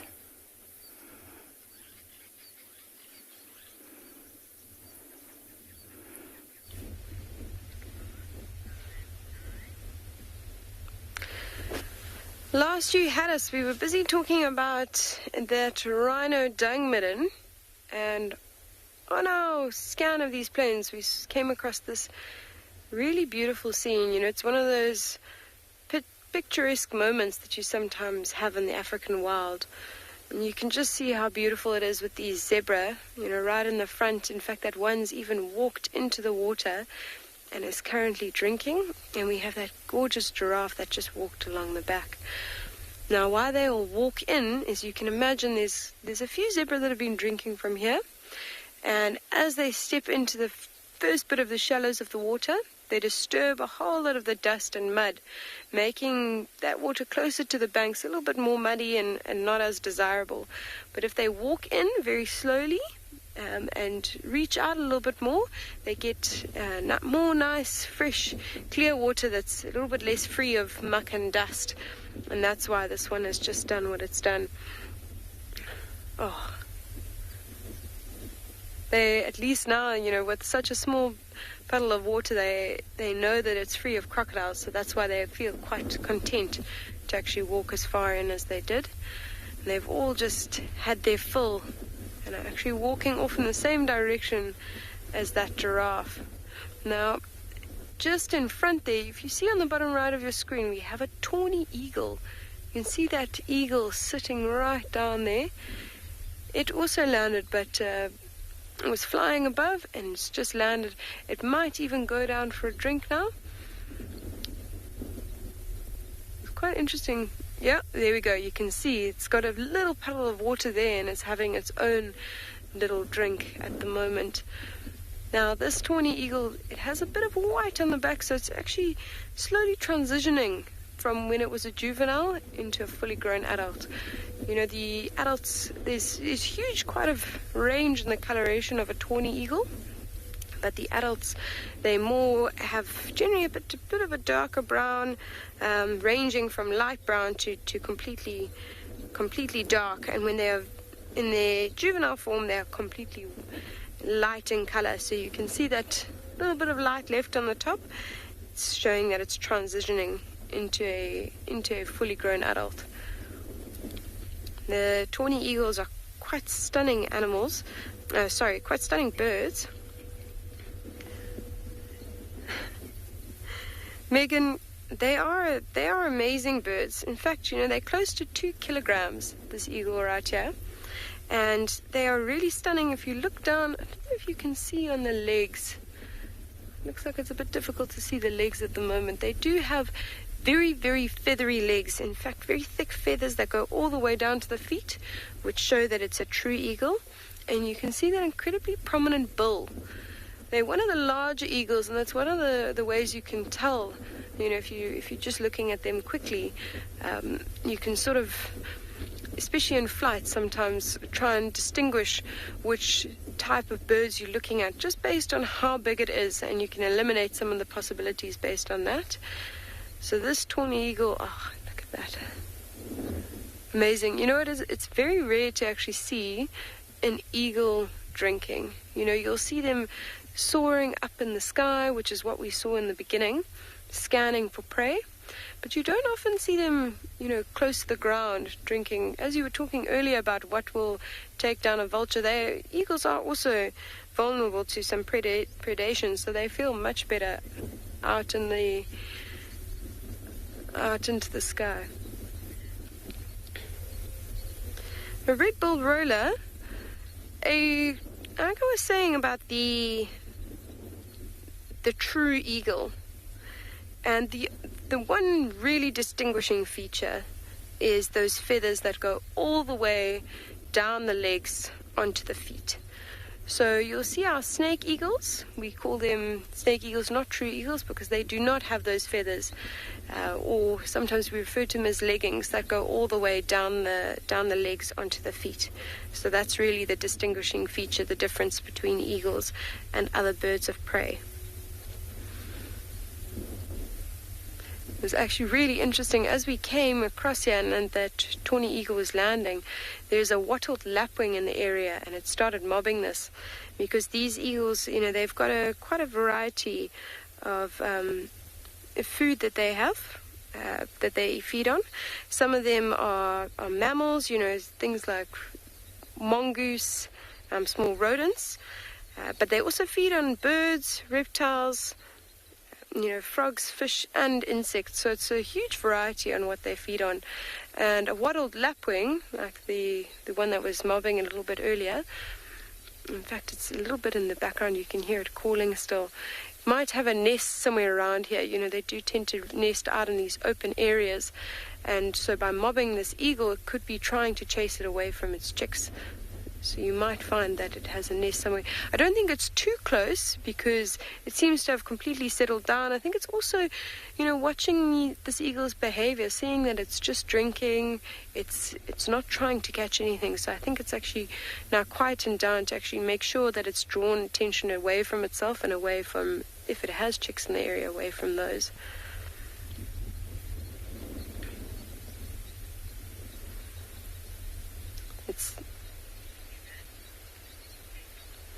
It is really such a pleasure to sit and watch something like this. We often looking at these big, amazing animals, but really when you find beautiful sights, like an eagle just sitting there having a drink, can be the most tranquil and amazing experience. We're going to watch it for a little bit longer. I'm sure he's going to fly off quite soon. So once he does, we're going to carry on and see if we can find anything else in these beautiful plains.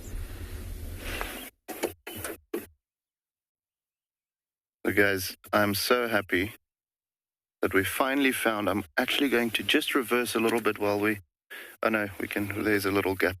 That we finally found eland standing still. They are naturally moving whenever we come over the hill. But look at how beautiful that is. Look at how big it is. That's a Cape eland, by the way.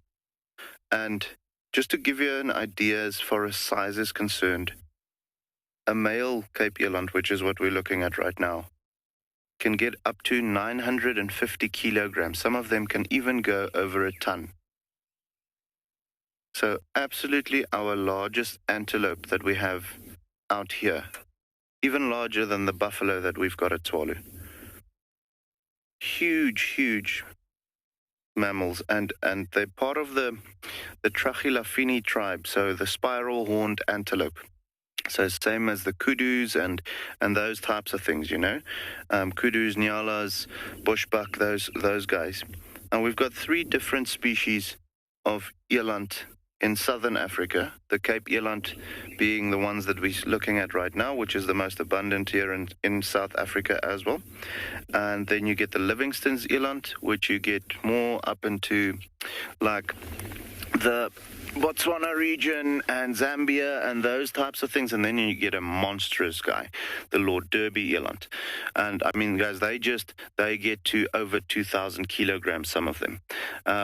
However, we don't really see them at all around here. They are more up in like the Congo and those places, but a beautiful, beautiful individual. If you guys want to go and Google an image of them, very, very colorful, lots of stripes and so on. Cape eland, not so much the stripes, but just a stunning individual to see. Also very good jumpers for the size of their body. We had a kudu the other day and we discussed about how they can jump about 3.5 meters high. Now with the eland weighing almost a ton, they can jump as high as 3 meters. I mean, imagine how that'll happen. And then we've got some Burchell zebra. Not often that we see these oaks over here. We have more, well, our numbers of Hartmann's, mountain zebra is much higher than the Burchell zebra that we have around here. So just really cool to see them as well. Just an update on the lions, guys. We decided to leave those females with the cubs and actually come and look for the males. So we're following those tracks and then we came across these elands. So we just wanted to show that to you quickly.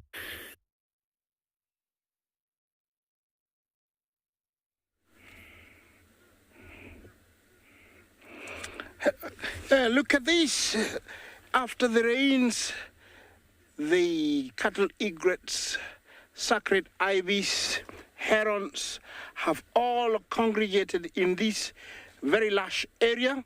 It was very dry 2 days ago, but with all rains from uphill has come down and stagnated here, and it has brought all these birds here in search of little reptiles, fish, frogs, insects, because that's all they eat. They eat almost the same things, and it looks like it's in abundance, and that's why they're all here.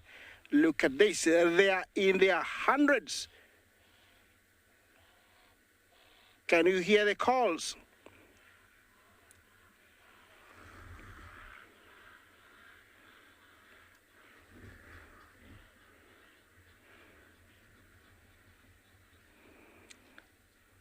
Sounded like there was a message passed, like there is food over there, and all of a sudden they took flight and landed a bit away, but doing the same thing, using their long legs to wade in this deep and muddy water, and also their long beaks. They are searching for little frogs and fish. There is plenty of frogs right now, and also mudfish, catfish.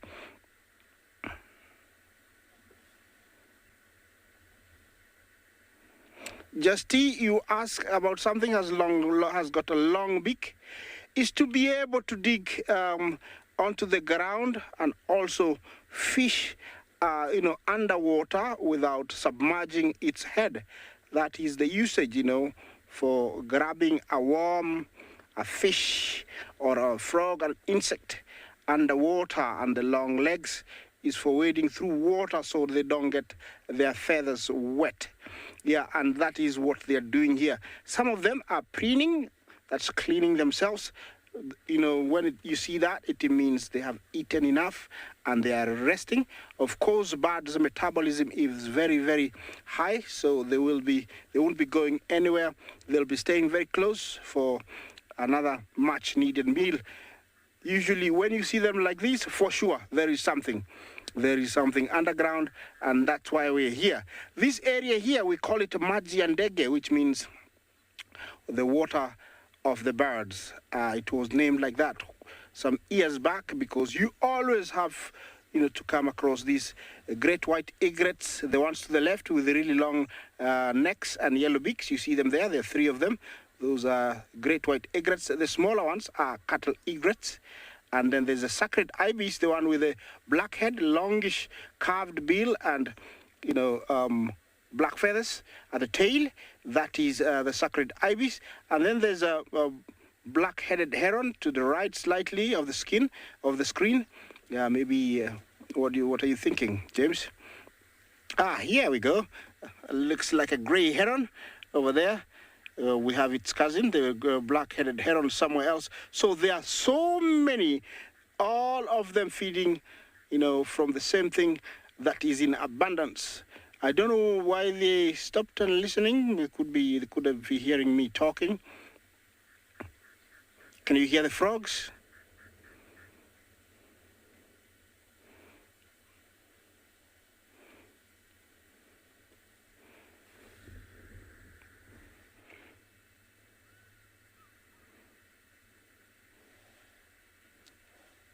Yeah, there's also a fish eagle calling from a distance.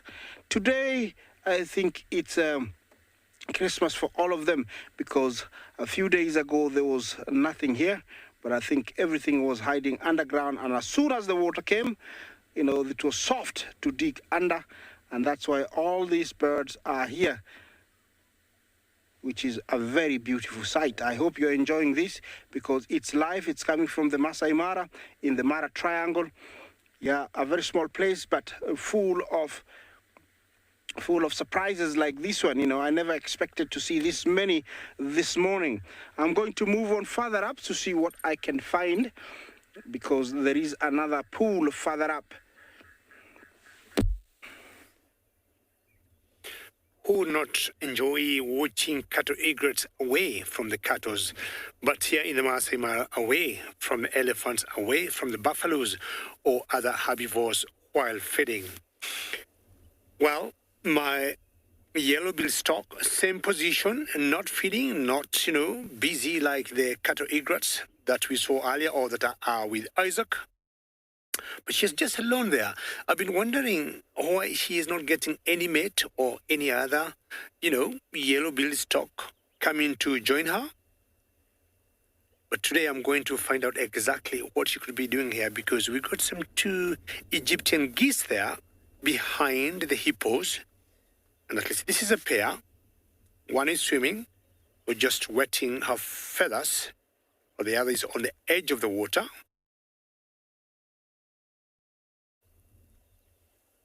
The other hippo that couldn't really get out of the water completely, still same position.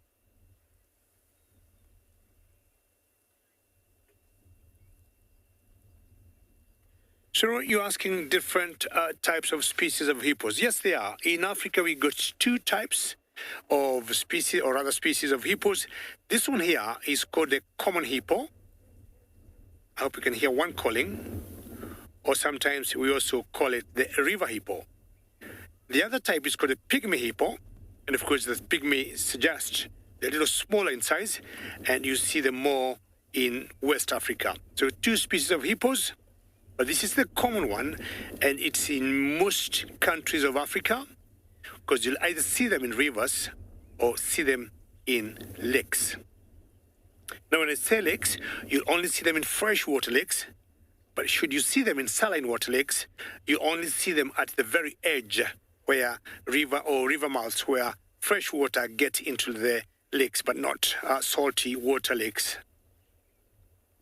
Look at these 3 submerged in the water, and part of their body is out.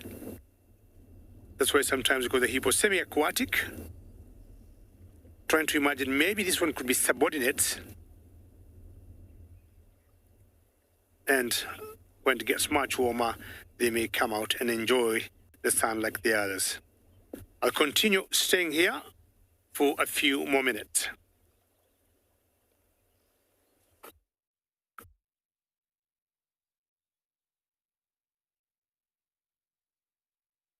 So guys, just a funny point here. We actually continued following those male lion tracks. And as we decided, you know what, no, these lions are going to move too far, we turned around, came back to where we just saw these eland. And look who we found. It's obviously another male that had the tracks going past the waterhole, but it just shows you how you need to keep your eyes open. You know, when you're focusing on the tracks, you might miss something right next to the road. And this particular male is my favorite male in the Tswalu. I always say to David, when you look at him, he's got like the face of a pit bull, much more robust than the other males that we've got here. Not the prettiest face, but I just like the sheer character of that guy. I know it's difficult to see now because he's lying that cheek flat.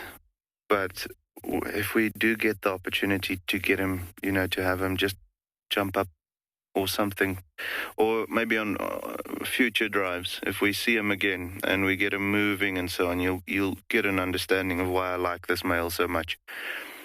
He would also seem to be the more dominant one of the 4 males that we have around here. Absolutely in his prime, and just a beauty.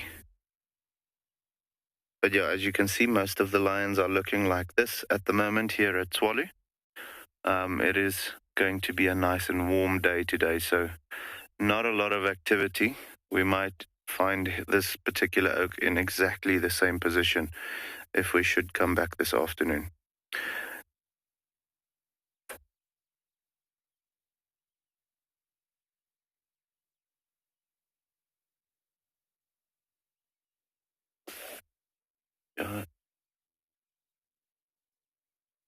So Jaina just had a question. Do the Kalahari lions have special adaptations to operate in this area, as opposed to lions and Kruger and so on? And Jane, yes, absolutely. If you look at the first thing that you'll notice with him lying like this, look at those big paws. This, I know you're not right here right now, but if you get the opportunity to come, I'll show you. The sand here is like snow, like very, very loose, much softer and looser than like beach sand even. And for them to be able to move through this, they need snowshoes, just like you would have to wear when you're going skiing or whatever. So with the lions in the Kalahari, or specific to the Kalahari lions, huge, huge paws. To be able to not sink into the sand too much. Also, very particular about the male lions of the Kalahari is that very black mane. You'll find all male lions becoming darker around the neck and chest area on the mane when they go into their prime. But most of the males go almost a chocolatey brown color. I want to say a dark brown color, whereas with the Kalahari lions, distinctive black hair on the mane, which makes them quite impressive. And then also for both male and female, their framework is huge. Evolution or natural selection has driven the larger individuals to survive. And that is why we have Kalahari lions being particularly or much larger than what you'd find, like, let's say, in Kruger or so on.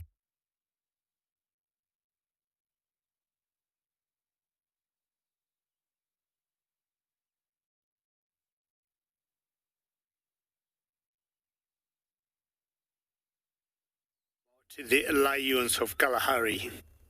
Apparently, of all the cats we got in Africa, lions happen to be my favorite because of how they, treat the other predators being up there in the chain of command, if I may say so.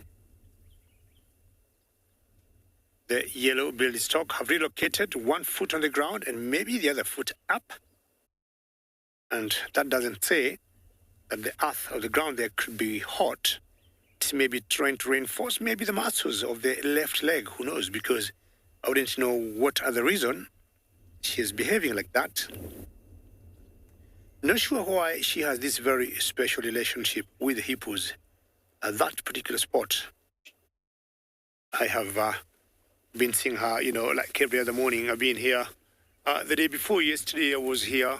Yesterday morning, I was also here. Yeah, possibly she's just bored and likes the company of the hippos, and maybe the other stocks don't like her. I don't know. Or she doesn't like them either.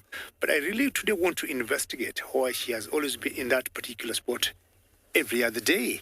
Or does she smell something nice from the hippos? Or as soon as the hippos wake up, maybe they'll always leave some either frogs or some other organisms under their bellies that she'll quickly grab. Maybe. But I'm sure today I will know. The geese, I understand, of course, they'll wet, their feathers there, a bit of swim, and then, of course, out. And of course, being monogamous, the geese, the Egyptian geese, male and a female, that's how you see them. And well, ladies and gentlemen, we want to thank you so very much for all your questions, for all the comments you sent through. They give us a lot of joy. Remember, again, we'll be out for another wonderful, wonderful safari like today, with lions, leopards, hippos, and everything. And on behalf of everybody, see you at 4 o'clock Kenyan time or 3 o'clock Central African time. Very many thanks and stay well. Goodbye.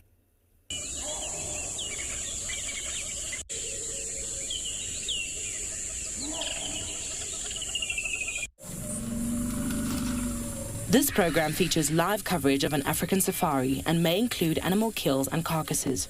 Viewer discretion is advised.